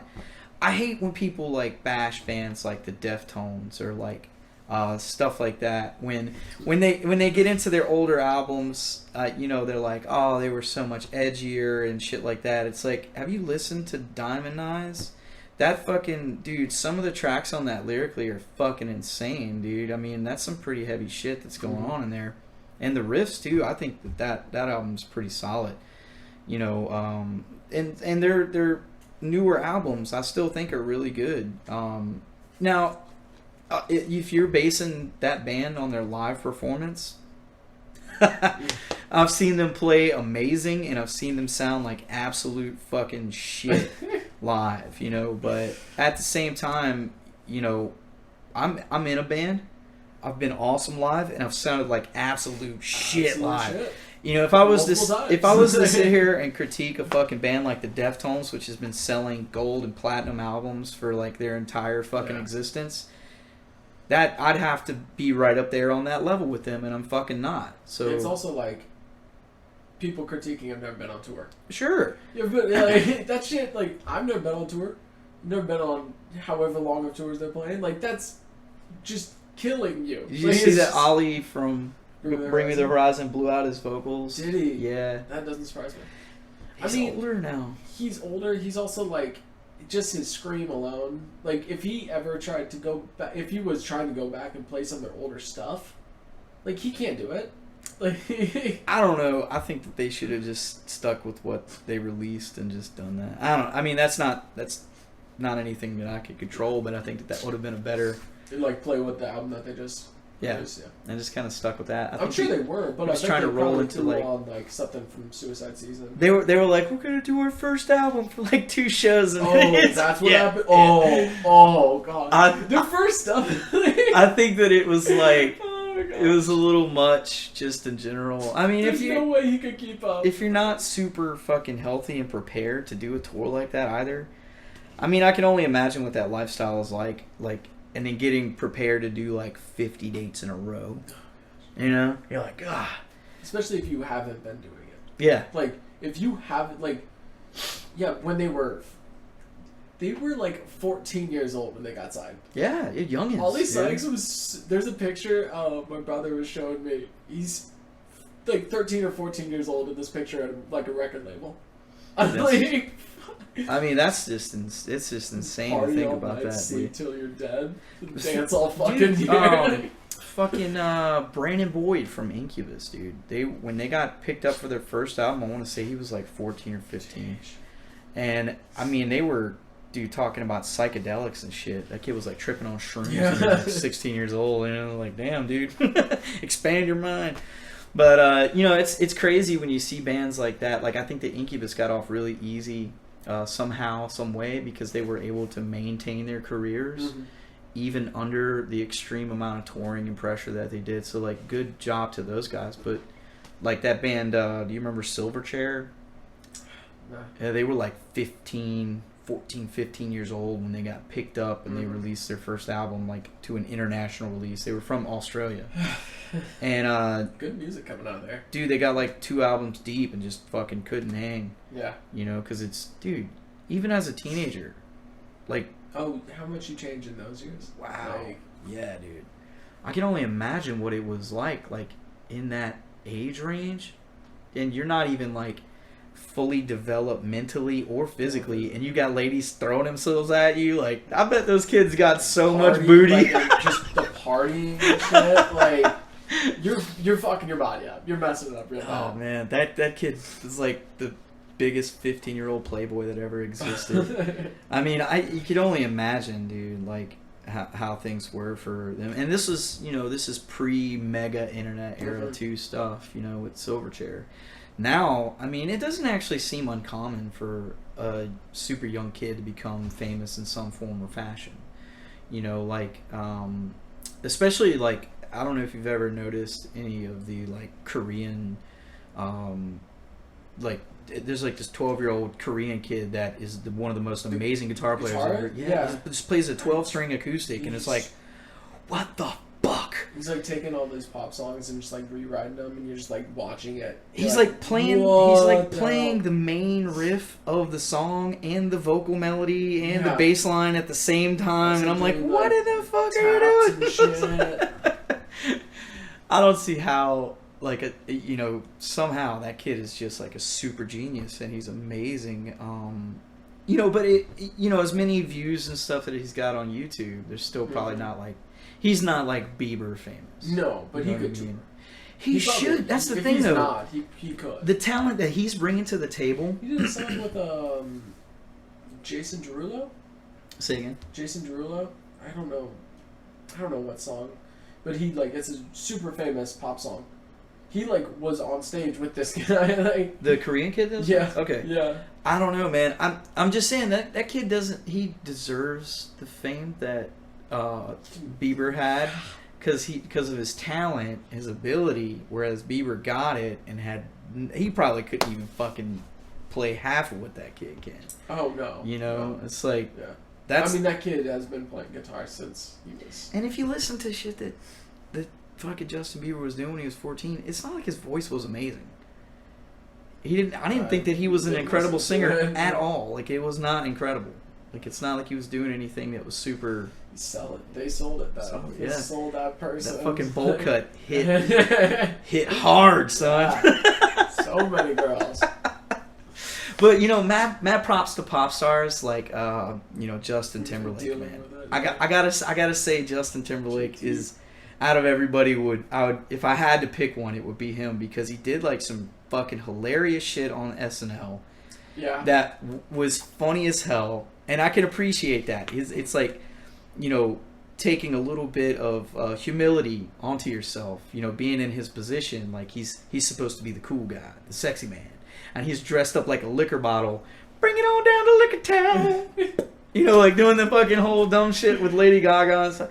Like, that was pretty funny. I commend him for doing that, and he acted in some really good movies, and you know, that weren't like top shelf type movies. I really like the one movie where he played Jacques Lecoq in the hockey movie or something like that. What was the name of that movie? Now, hold up, I'll get into this. That Mike Myers movie. Yeah. Oh my gosh. But Bad Teacher. oh That's the yeah, one I like. Cameron. Yeah, I that's a did good not one. expect that role out of Cameron Diaz. Yeah. he's got some funny shit going on. I can appreciate that because, like I said, he's supposed to be like the smooth character, and and he's still like cool enough to get down like and do some of that comedy shit. So How did we get to Justin Timberlake?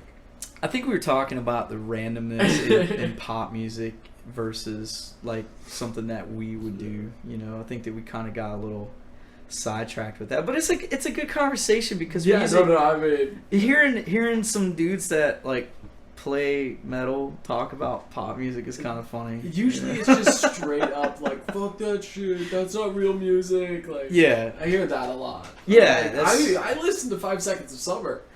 They're old stuff, but like, I don't really get down with too much of it, but I do have some stuff that I do like. A lot of times when I think of pop music, I lean more towards like female voices. There's this lady named LP that's got like a really good album out right now.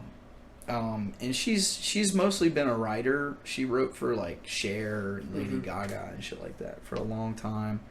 I don't really know too much about her outside of those little things, but I listened to that one album and it's pretty cool. And like I said, like there's another chick named Lauren Ruth Ward. that sounds familiar. She's got some pretty cool stuff. So there's a few like kind of, she's more like an indie, singer-songwriter type person. I get down with a lot of things, so I'm not gonna like judge somebody for listening to pop music. My wife walks around the house singing NSYNC and 98 Degrees all the time, dude.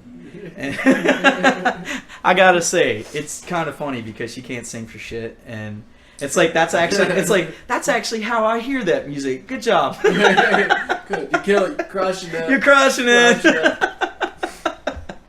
That's hilarious. All right. Okay, we're talking about recording. Yeah. Okay, That's I have where a we were, question. yeah.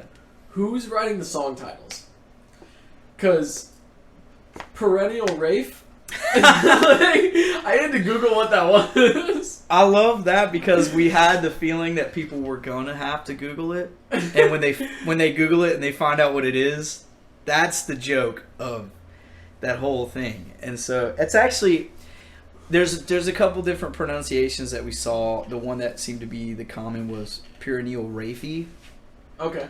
So but we also saw Perennial Rafe as well. So it's like, okay, Yeah. pick one, whichever, Yeah, however you want to pronounce it. whatever. Like, So I didn't look up pronunciation. to be honest with you, that song was one of the ones that we changed only because we had like working titles for them basically, and that song was called Titties.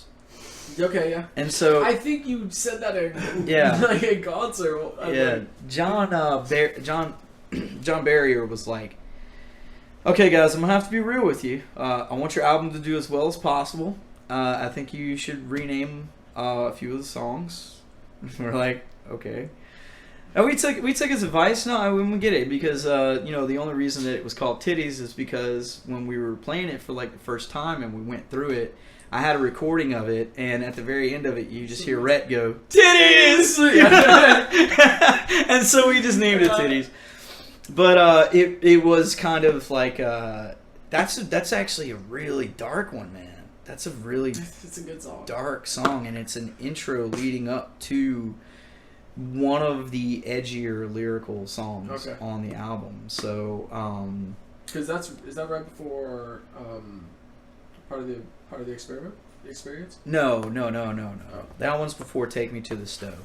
Oh, okay, yeah. So Fuck, another name. that one that's an inside joke, and I'm not gonna expose that one. But so the funny thing about that song, and I want to talk about this too, because I know that like the way that the climate is and sexual stuff these days is really weird. It's not it's provocative in that way, but it's actually it's a very like open-ended song. So the very first line in it is like the most provocative part, because it's like, you got a lovely face and tits to match. Yeah. That's. Is it so bad that I noticed? but I'm not a naughty boy unless you want me to be getting dirty, pissing in the fountain of youth. So I'm sure that's like an explanation is necessary for it. One of the things though that I wanted to kind of later on, after I'd kind of started writing the song, I was like, oh, this is a good way of doing this. I wanted to kind of I wanted to say something that was so open-ended and so vulgar and offensive at the same time that people would jump the gun on it and think, like, immediately, oh, that sexist motherfucker, he's talking about this lady's tits. But I want to point out the fact that I never said anything about a woman. Oh, progressive. There's not anything in there. And not that I'm in that kind of mode of life. I'm not. I mean, I don't care what people do. But I'm also not going to go out and look for a transvestite just to be my fucking friend, you know what I mean? To kind of cover all my bases, you know what I mean? So, I really wanted to just kind of push that kind of ideal, but at the same time, like, sex is sex, and everybody that's alive has the opportunity, or, okay, I'm sure that there's someone out there that doesn't have the opportunity to enjoy, sex. And so no matter what you're doing, and each one of the phrases kind of opens up a little piece of those sexual behaviors in each person, no matter what person you are. Whether you're gay or straight or, fucking transgender or, you don't identify as anything, whatever. I mean, take your pick. The bottom line is, like, let's just fuck and get over it. That's the that is the chorus, So why don't we just fuck and get over it? It's like, so go do your thing, be who you want sexually, and fucking, let the world talk all they want, say whatever they want. They're going to. You're not going to stop that. Even as a straight dude, that people would consider like the norm. Like most people in the world would consider straight heterosexual people, male or female, the norm. It's like, that's fine. I guess you need a baseline somewhere, and I guess for human beings, that's it. That's the baseline, So, even, in the heterosexual world, you're going to get shit, from someone about sex, whether it's like, losing your virginity as a teenager, or like, oh, you hooked up with this ugly person the other night, or, what, you're going to catch shit somewhere in there about sex. Fucking everybody's going to deal with it. And if you're a transgender person and someone's like, oh, fuck you, they're a piece of shit, move on with your life. Don't let those guys dictate how you live your life, sexually or otherwise. I think that it's kind of a mistake. And that's where the line, get over it. It's a little forceful for sure, but I think that it's the best way to look at it. It's like, you just kind of got to get over that stuff. And, the ending of the song is, there is no safe word in life. That's a total metaphor for, like, there isn't. There's no breaks. You wake up, and then you're moving forward all the time. Yeah, keep going. You can stay stuck on one fucking thing and live your life based around that one fucking thing, or you can move forward. And I think that that's a good way to go about it. So it's like, there is no safe word in life. There is no safe place that you can hide when you're coming down. So I kind of put that little twist in there too. And, it kind of like coming down is, when you fucking having sex and you bust a nut, you're and you start coming down from that elation. Well, depending on who you are. So when you're coming down from that elation, you're really exposed. There is no place to hide in that moment. You know what I mean? Especially if you're laying there, you're completely naked.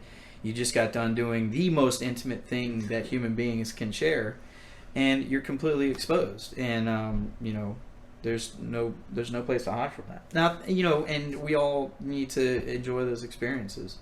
I think, like, writing something out like that is really difficult. And I'm not going to say that I did a perfect job of doing it. But like I said, I wanted to kind of put it out there so that people made that kind of knee-jerk reaction right off the get-go. And, hopefully they would even listen to the rest of the song. That's the worst part, because, like, I've had those thoughts, like, right off the, like, where you're writing, like, right off the get-go, I want to say something that's, like, in your face, something that's, like, grabs you. Yeah, something that, like, almost offends you. Yeah. But then as like the song progresses, you realize like, oh no, that's not the meaning of this. Yeah. But I think most people don't. Like, well, most people see that, they're like, hit stop. Fuck. You could take it in any direction that you want. I mean, in the middle, it talks about masturbation. In the end, it talks about real deviant acts like being bound and tied up. And so, it's just, and again, it goes back in that line, in the very last one, it goes back to, suck it up. It's just like, you have to. And it's funny because you can take that word in either way, suck it up or suck it. So it's funny. I really, like, wordplay was, like, very important in that song, and I had a good time with it, especially the second verse. It's just like, I know it's just a game, like, sex is just a game.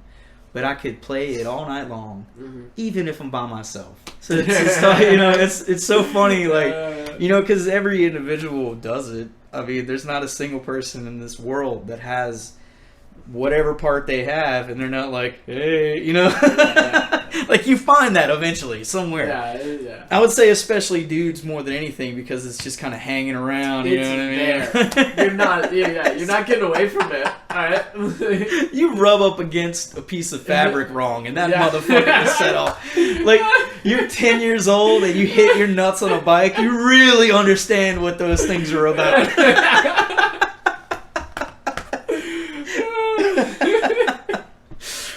But that's the thing you were talking about, writing and stuff. Like, that's where I aim to try to write songs, based on things that I've either read or listened to or watched on TV or whatever, or had a conversation with somebody about. I try to make a reflection in whatever lyrics that I'm writing, and I use a lot of practices of grammar and stuff like that in my songs as well. Like, alliteration is really fun to use. It creates good cadences and stuff to your phrasing, and I mean, so writing stories as well is really important. But you need to get the inspiration as well. So living your life is a good way to get that inspiration. If you stay locked up all the time playing video games or whatever in your house, part of the experience. Yeah, I mean, dude, you need to live, in my opinion, to experience anything and be good at anything, whether it's writing songs or riding a bike or fucking whatever you choose to do, driving a car, if you're a fucking race car driver, whatever. Something, I mean, even something as simple as like reading, where you like read and think type thing, like push yourself. Like, I started reading again recently, and that's where I like so much, like, since I started reading again, it's like, oh, like, all things are clicking. Like, I'm writing, like, I'm pushing myself more, where like now, before I would say the lyrics I was writing were more like, they're basic for one, but there a lot of them, not even that, a lot of them were like they all followed like the same theme, and none of them were very like introspective. And like now I'm like turning in more, trying to learn more about myself, I think. One thing that I told a friend of mine years ago that I didn't really have any thought about it, but actually me saying it kind of has stuck with me. It's like, stop saying you, and them, and turn that inwards, and like, talk more about yourself, because you know more about yourself than you do about them. That's what, so there's like lines from like Aragon that were like, you, like straight up, you, and I was like, wait, I was like, hold on. For some reason, I thought that I had it figured out. And then you're like, think about it more. You're like, I don't know shit.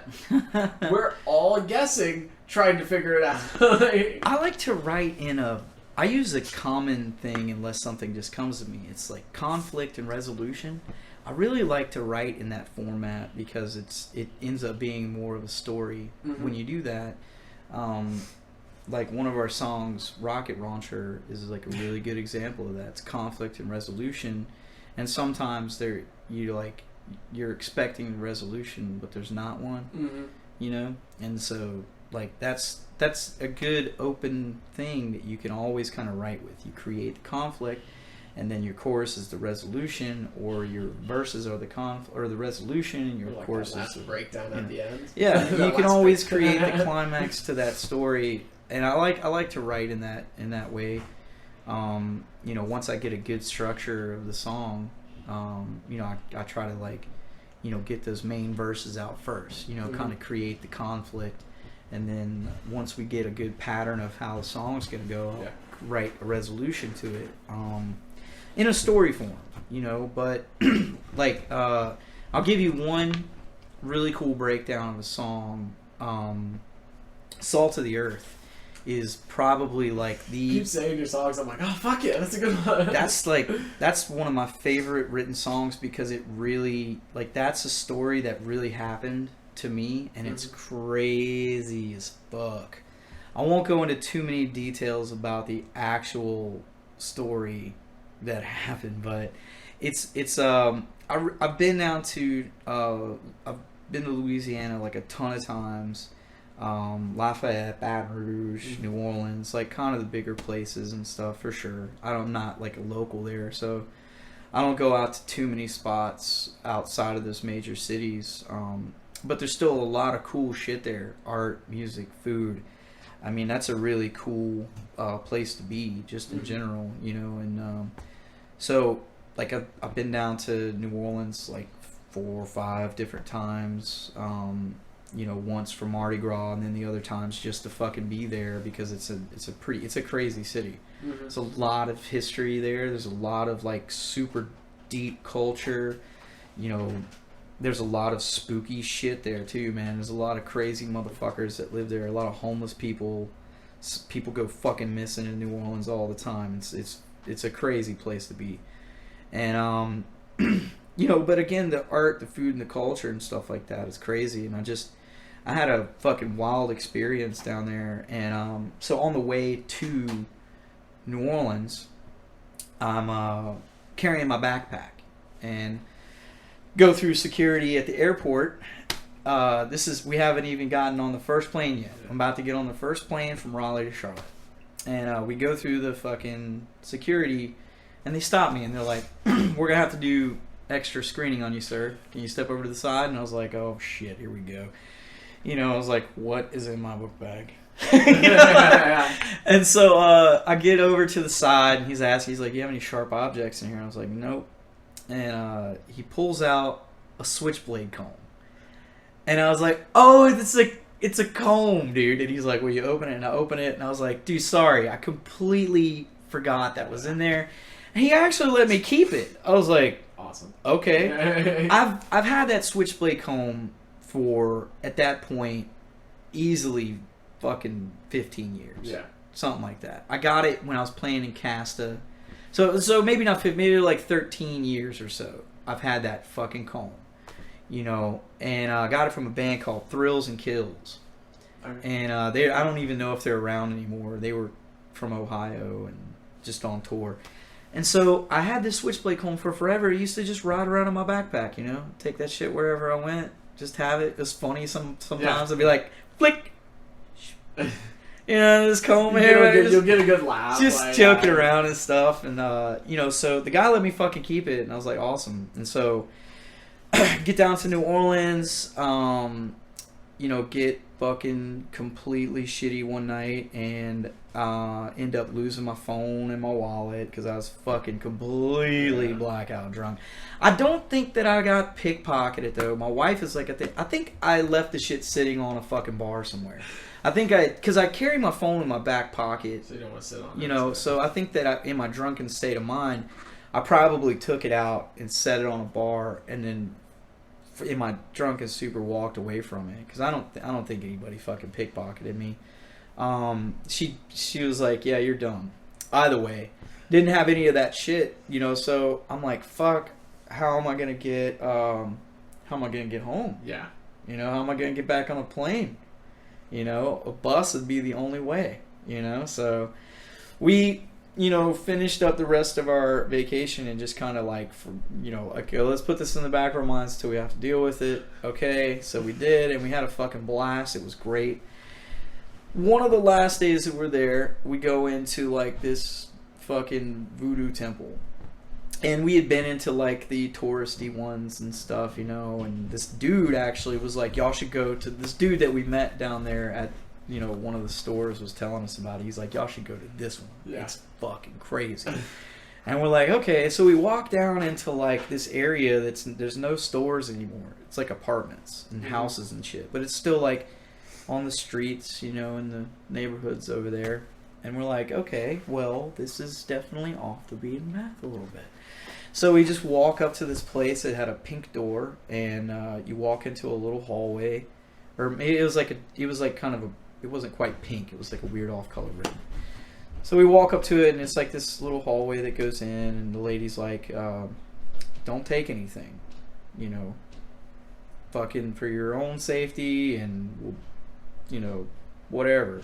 Don't fucking take anything." And so we go back and we walk in there, and I'm immediately like, fucking surprised by everything that I saw there. Yeah. This place had been there for a long time. And you could tell because all of the random effects in there were basically kind of temples dedicated to certain priests and shit. Mm-hmm. They had these fucking photographs from like the 1900s and stuff that were done on like lithograph shit. And they're like hanging up, and then there's all these like offerings to these particular people that were like voodoo priests or people that were involved in some of that shit somehow, some way. And something that I didn't know leading up to this about voodoo is that at a point in time in America's history, to try to win over people that were into voodoo and some of like the Haitian people, they started to kind of infect voodoo with Catholicism. So there's like pictures of the Mother Mary all over the fucking place. Yeah. And so it kind of blended together Yeah. eventually at a point in time. So Catholicism and voodoo were like Uh-huh. together in a way.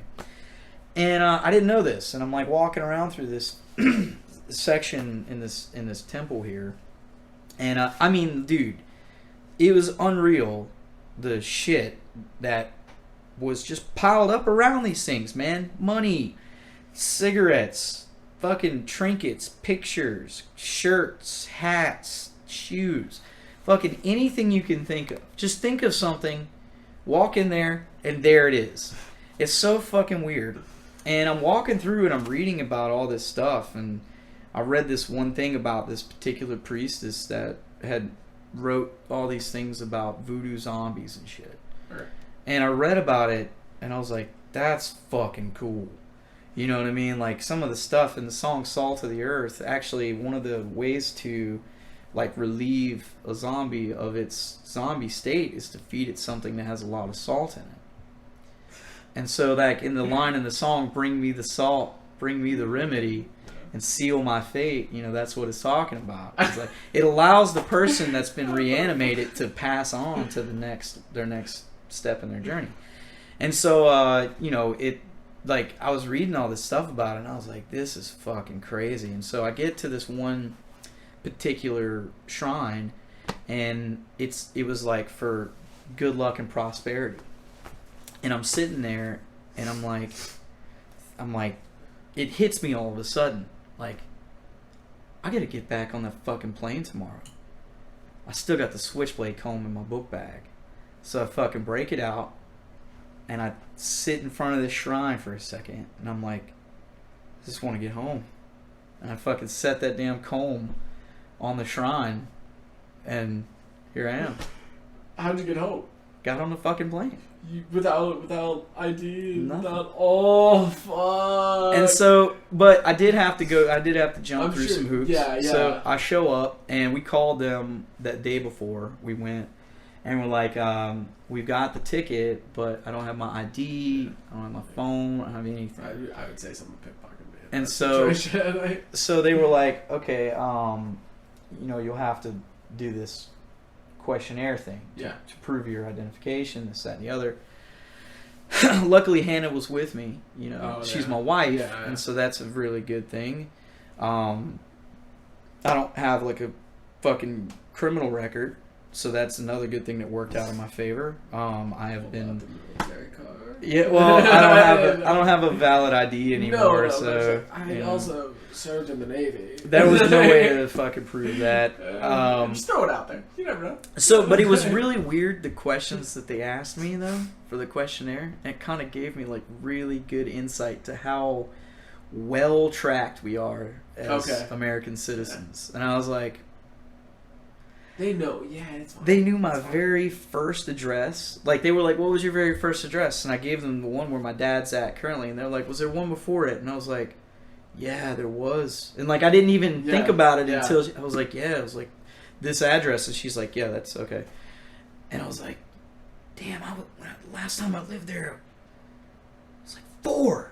You know, it's it's crazy. It's like they fucking knew that information. I remember that. Shit. It's so weird that was there, and then they were like, "What was the license plate number on your very first vehicle, and what was the make and model?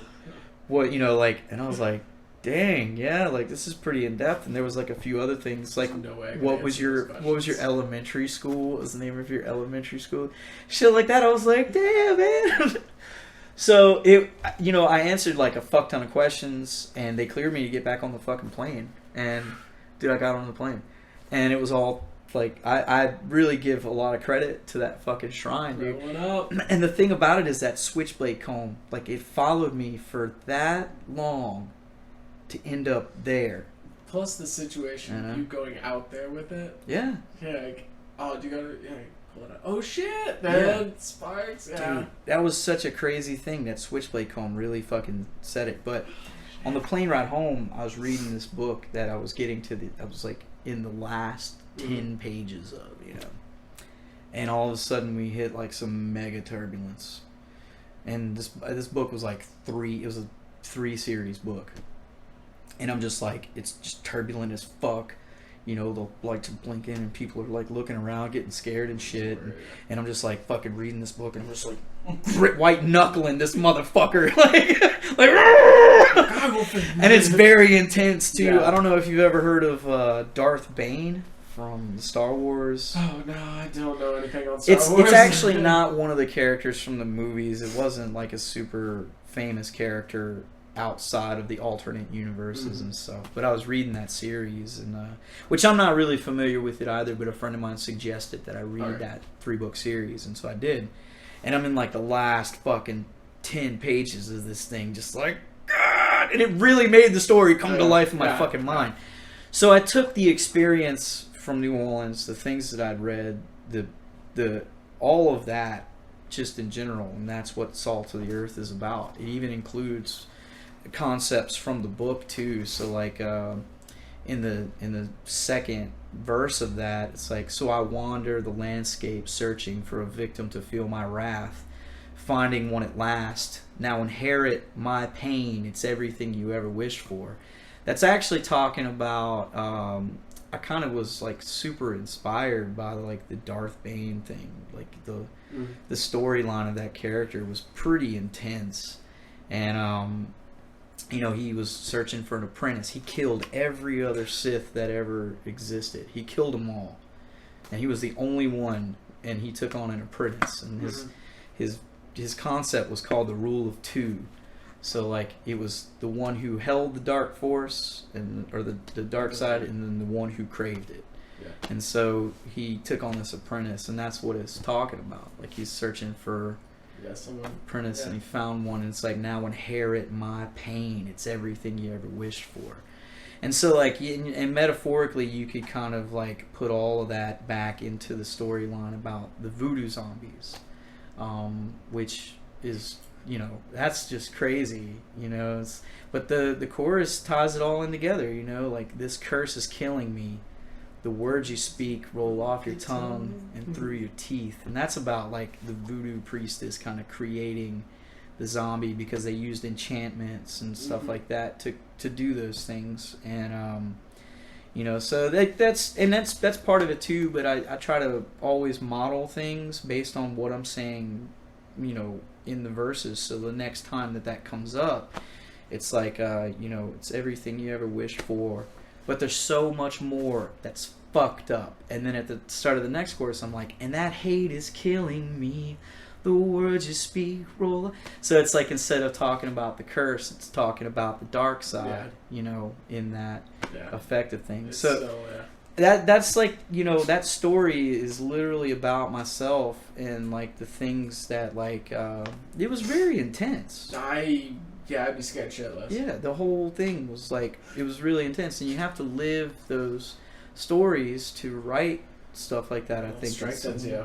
And not to say that you need to do that for every song, because you'll die. No, a lot of what I've been doing lately is just like taking a thought or taking an emotion and just like diving into it. Sure, yeah. Like really trying to just like deep dive it. Yeah. Because I'm like I can do it. Like I can write a story. Like I felt like I could do that pretty well.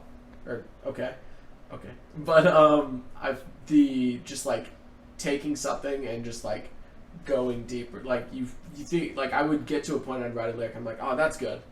And I'd kind of be like, ah, that's good, and that's where I'd sit. And now I'm like, no. What's beneath that? What's further? Because like I think it's just what I've been reading, where I like a lot more like psychology, philosophy, like trying to dig into that. Where I'm like trying to do a lot of motivational stuff. Like there's one book I read, 12 Rules for Life: An Antidote to Chaos. Okay. It's by Jordan Peterson. I know Jordan Peterson. He's been getting a lot of hate, but great book. And like it's about like, you know, it's these 12 rules, but like what's behind it, you know, like what does it mean, like trying to dig deeper and trying to do that. So I've been trying to take that and like use it more, like, okay, just take this one, like, you know, a hate, whatever, you know, whatever you're feeling, and then just deeper, and then like I feel like I deeper, and then take a step back. You know, I think that I was just actually talking about the emotional suppression that we, just in general, not just America, but like the world kind of goes through. I think that we've been sold this idea that we're always supposed to be happy. And No. I don't think that that's the case, because that's one out of like 7 emotions that you could, or 6 or however many there are. I think so. And so, you know, like that's not the only one. If you suppress your anger and your other emotions like sadness and contentment or whatever else that you can come across, I can't say that I could define all 6 or 7 of them, whatever.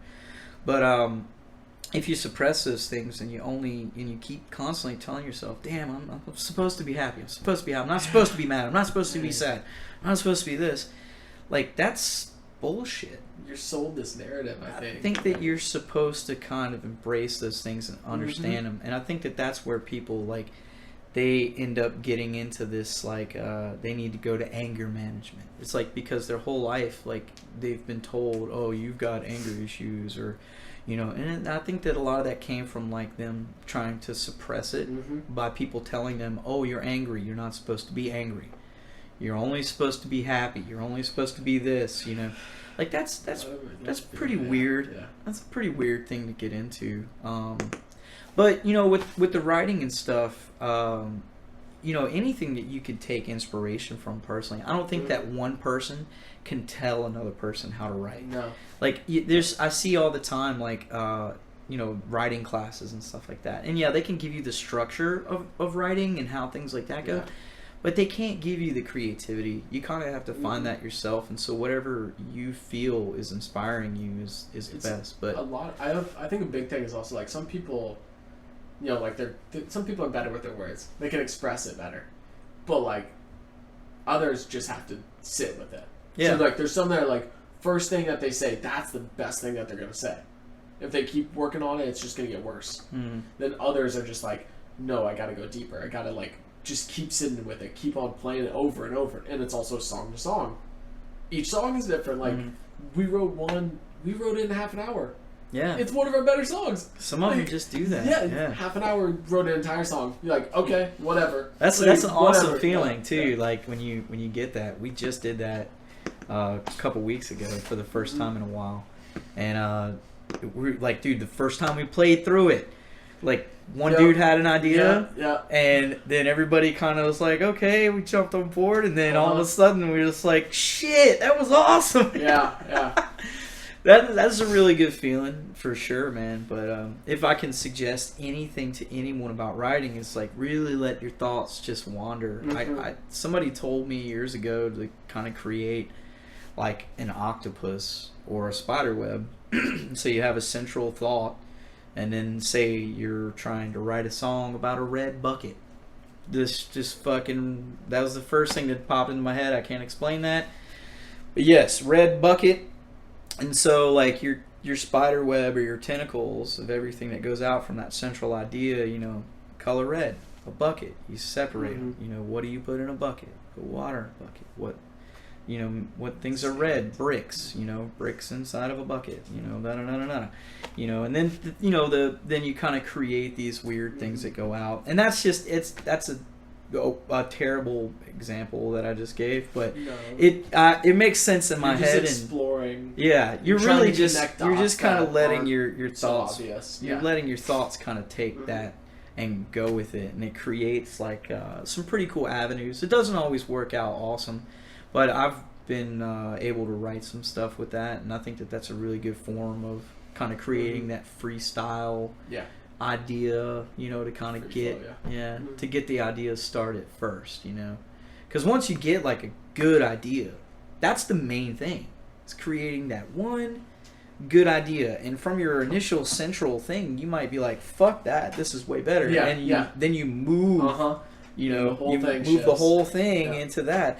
And so I think that that's like my favorite way to do things. And I mean that's a common thing. If you look at like, it's almost like an investigation. Mhm. You know, like a detective has the links They to got their- everything. Yeah. yeah. So it's very similar. It's a similar concept to shit like that. You know, so.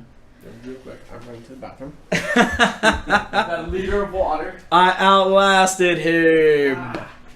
So the coffee. Blame the coffee. Yeah, it's a good thing this isn't live. You just go back and chop it up. Pretty much. Fuck it. Not bad. We'll probably hop in after him then, since we're doing this. Oh shit! It's been like 2 hours. In 12 minutes. Yeah, I probably need to roll. I'm supposed to go to my friend's 1-year-old's birthday party. So, I'm trying to film this piss that's going on in here. what's up? I can hear him piss. Damn, he really had to go too, man. Yeah, I always does. I probably will too. I'll probably piss for like 10 minutes. It's still going. Get it all out. Is this your rig and stuff here? Yeah, that's my amp. That telly is mine, and then what's in that ottoman is like some guitar effect pedals and stuff like that. Right on. How long you been playing, man? When I was like 12, Fucking right, dude. 29 Yeah, now. that's a good time period, man. Shit. So you more so Fender over Gibson, huh? Yeah, that's whoever else's shit is that. I just had that 1 7-string, and that's it. Dude, I'm gonna borrow your bathroom as well. Yeah. I didn't realize that it was 3:30. I was supposed to be at a birthday party at Oh 3. shit, bro. That's all good though. It's totally it's not I got you pissing. Good. You want to keep rolling? Yeah, I'm sure. I was sitting there. I was thinking to myself. I was like, It's oh, chilly outside. oh yeah. I was like, they can definitely hear me pissing. Like, Yeah. I knew That it. was a long piss, too. Dude, I was holding it for a minute. It was a long pee. So. I think it's super sensitive. Yeah. Because I need to. I think I need to get a new one. No, just put something over it. It's not that. It's I have the gain cranked up because I think something in there broke or went bad. It happens, I doubt it. but it's alright. Austin was telling me, he's like, you should definitely look into like getting it replaced. Cause there's like a little like a film in there Oh, okay. Do you got to head out? Yeah, Alright, yeah, go ahead and wrap it up. If you Yeah, wanna totally, do a totally. Closer or something. What shows you got coming up? We've got March 2nd in Greensboro at Shiners with like a good lineup of bands. Some of the guys I've never heard of, but Fear the United, Made to Terraform, Like those guys. Burn the Rose, which is a new band.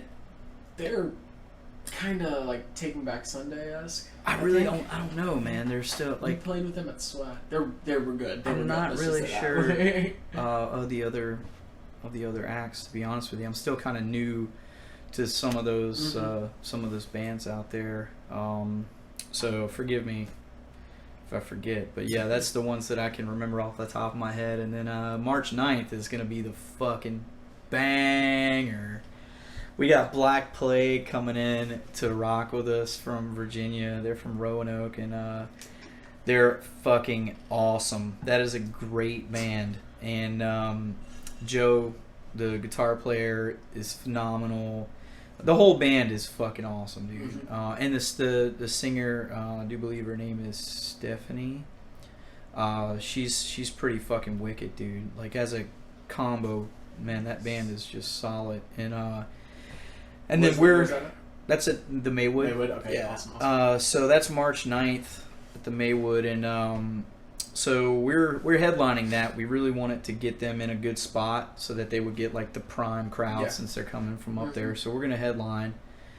So it's starting out. The actual order is going to be Discoveries, which I'm sure you know who they are. Those guys are awesome. They're some of my friends from Roxborough, actually. We played with them in Selma. Yeah, We played with you guys in Selma. Yeah. It's okay. they're a wicked band, dude. Yeah, I like them. All those guys are fucking crazy and awesome. And so Discoveries, Abstractionist from Wilmington. Okay. Which is a group that we played one of our first shows with and through all this time. And I've been seeing some of the members in other bands, like Jake Tripp plays bass with them. He was in Against Their Will, which was, killing it for a long time. And there was another band, I think that it was called Silent Sabotage, which the rest of the members, I do believe, came from. Something like that. I might have that name wrong, but so yeah, and I just saw them last weekend in Wilmington. Fucking awesome. How was the Kate Hill show? It was cool, man. Yeah. I'll be honest, it was a Thursday night. You can't expect a huge draw, and metal in Wilmington, is hit or miss. Like I know Reggie's 42nd Street has been doing a lot of really good shows. The Calico Room does a lot as well. It's just hit or miss. We're not from there. So we could only expect so much, but it was fucking fun. And we played with Nova Mortis and Hope Sick, nice, and this band called Strength Betrayed. It was a good show. Yeah. The fucking lineup was solid, and friends. That was the biggest thing. I made a whole weekend out of it and just stayed down in Wilmington and hung out, and it was really good. So Abstractionist is coming up with us for that one. So it's Discoveries, Abstractionist, Black Plague, and then us to top off the night. And that's going to be fucking cool. I'm really excited for that. And that's actually one of my gigs that I set up. And I don't know if you saw my post yesterday about Logan Christopher, but she helped out as well. Oh yeah. No, Logan's really awesome. She helped me out with some of it.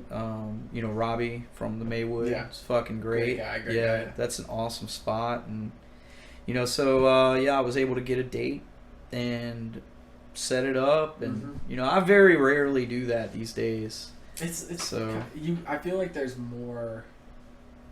You're more attached to it. You want it to succeed more when you were the one doing it. Yeah. But for a while we were like, people were just reaching out to us, and so that filled up our schedule a lot. Like, we weren't actually we weren't doing our own shows. We weren't booking bands that we wanted to have on, and so when we got like the 9th, I met Black Plague a handful of years ago. I hung out with them in West Virginia. Fucking great band, and when I got the opportunity to hit them up with a good show, I really wanted to do that, and brought them down. the guys in Discoveries are like, you know, they're from my hometown. Patrick knows them really well. I know them pretty well myself. Good guys. We've all been in different bands through the years. And, you know, Abstractionist was just, I mean, that was just a fucking shot in the dark because I knew those guys and they're a fucking awesome band. And Jake shares our practice spot. And I just recently found out that he was in that band. And I was like, fucking perfect. So I reached out to them, and they were totally down to do it. And you know, I'm really stoked for that show. That's gonna be a really good time. So March 9th. March 9. Let me see if I got anything else to point out.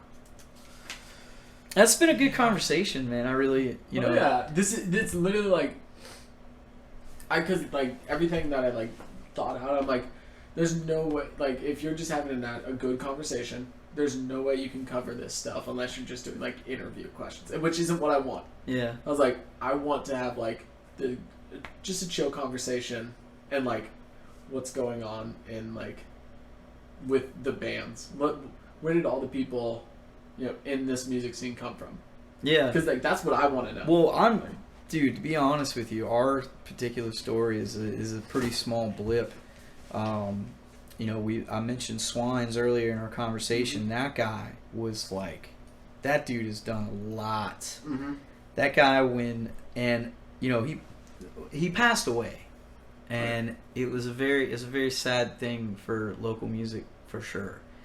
But he just did so fucking much, like, and a lot of people I'm sure overlooked that. Mm-hmm. You know.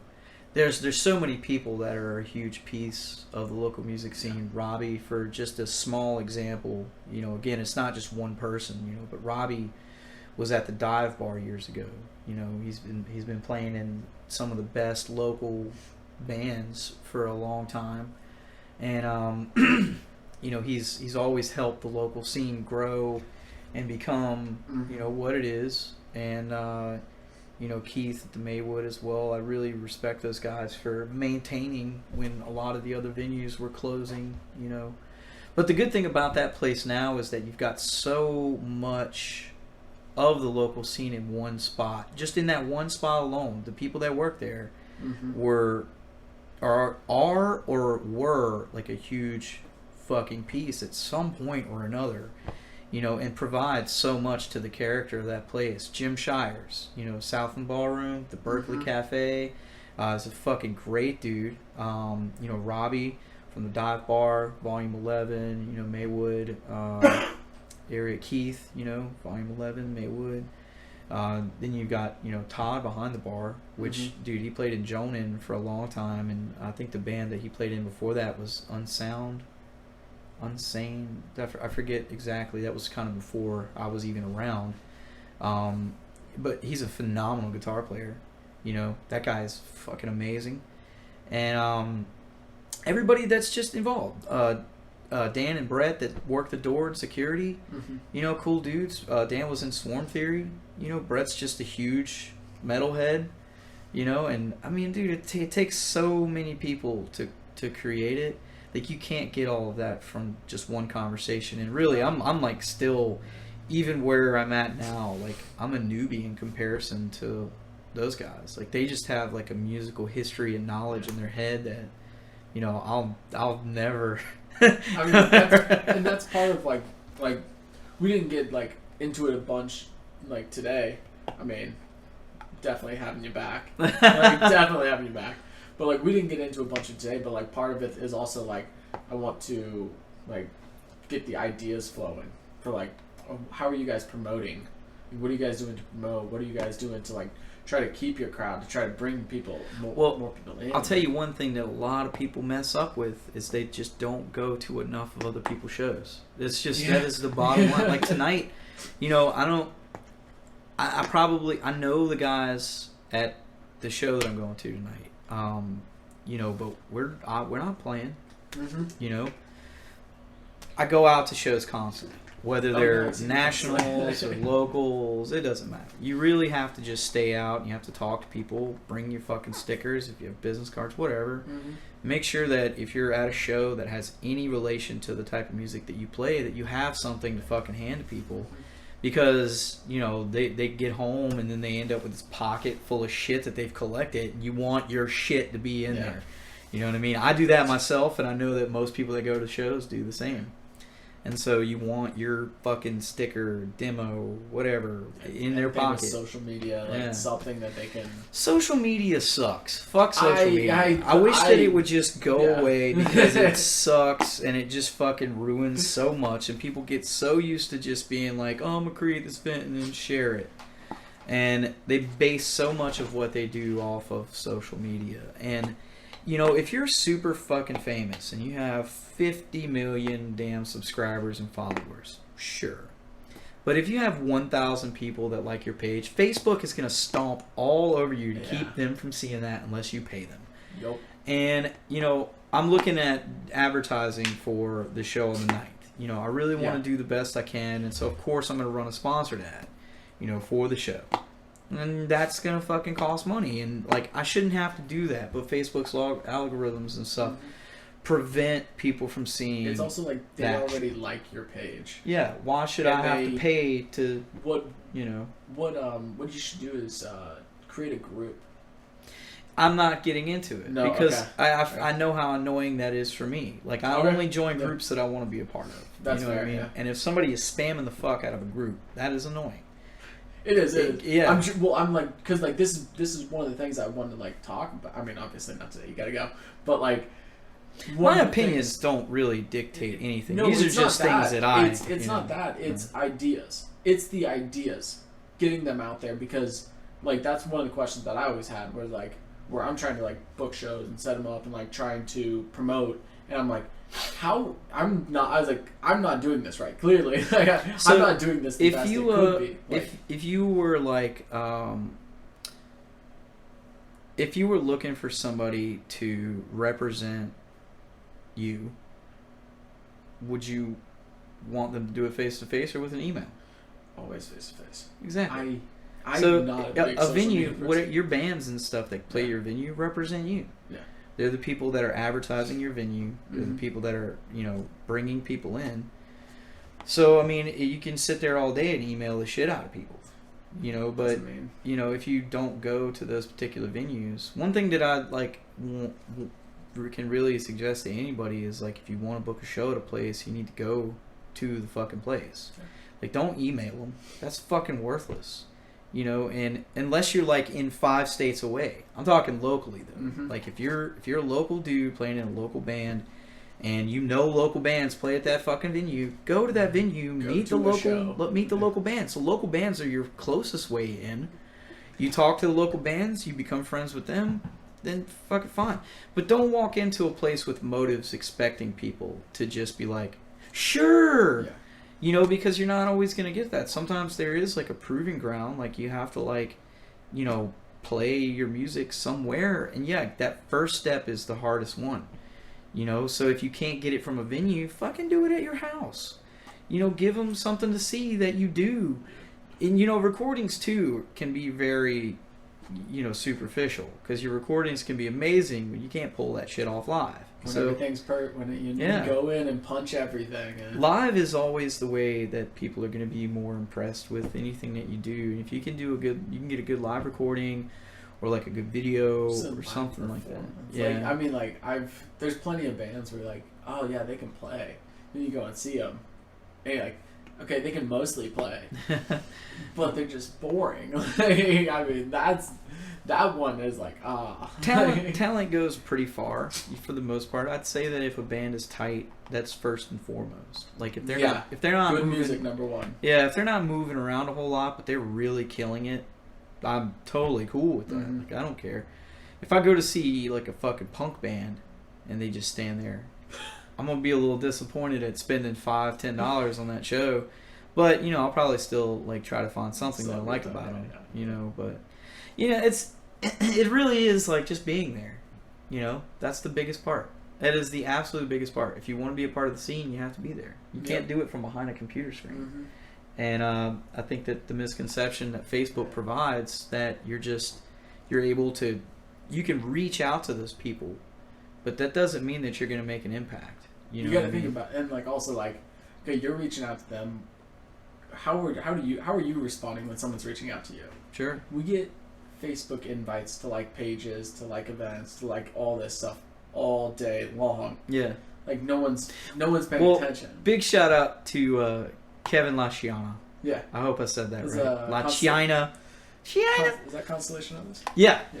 I gotta say, when he sends me an invite to like a band's page, I can almost guarantee that they're probably gonna be good. Yeah. You know, I like the guy, and he's really supportive of local music, and much props to him. If he's sending me an invite, I'll Get him on here. I'll typically go to that page and check them out for sure. If he sends me an invite to a show, I'm gonna check that out. There's a bunch of other people too. Mm-hmm. Like if they invite me to a page, and you know I know that they've been pretty consistent with the stuff, I'm gonna go check it out at least. Mm-hmm. You know, and fuck, I don't care what is it like. Bam, like. I like that shit every time, Yeah. even if I don't like it. You know what I mean? But it's still, in a way, it's helping this much. You know. But it makes him feel better. the thing is that like if you don't even look at those things, then you won't know. You know, for the most part. Mm-hmm. Unless you go to the fucking venue and you look at the damn calendar. They're posted up on the fucking walls at most of the venues. Like, I feel weird sometimes. I'll be standing outside, like, and this is the case a lot.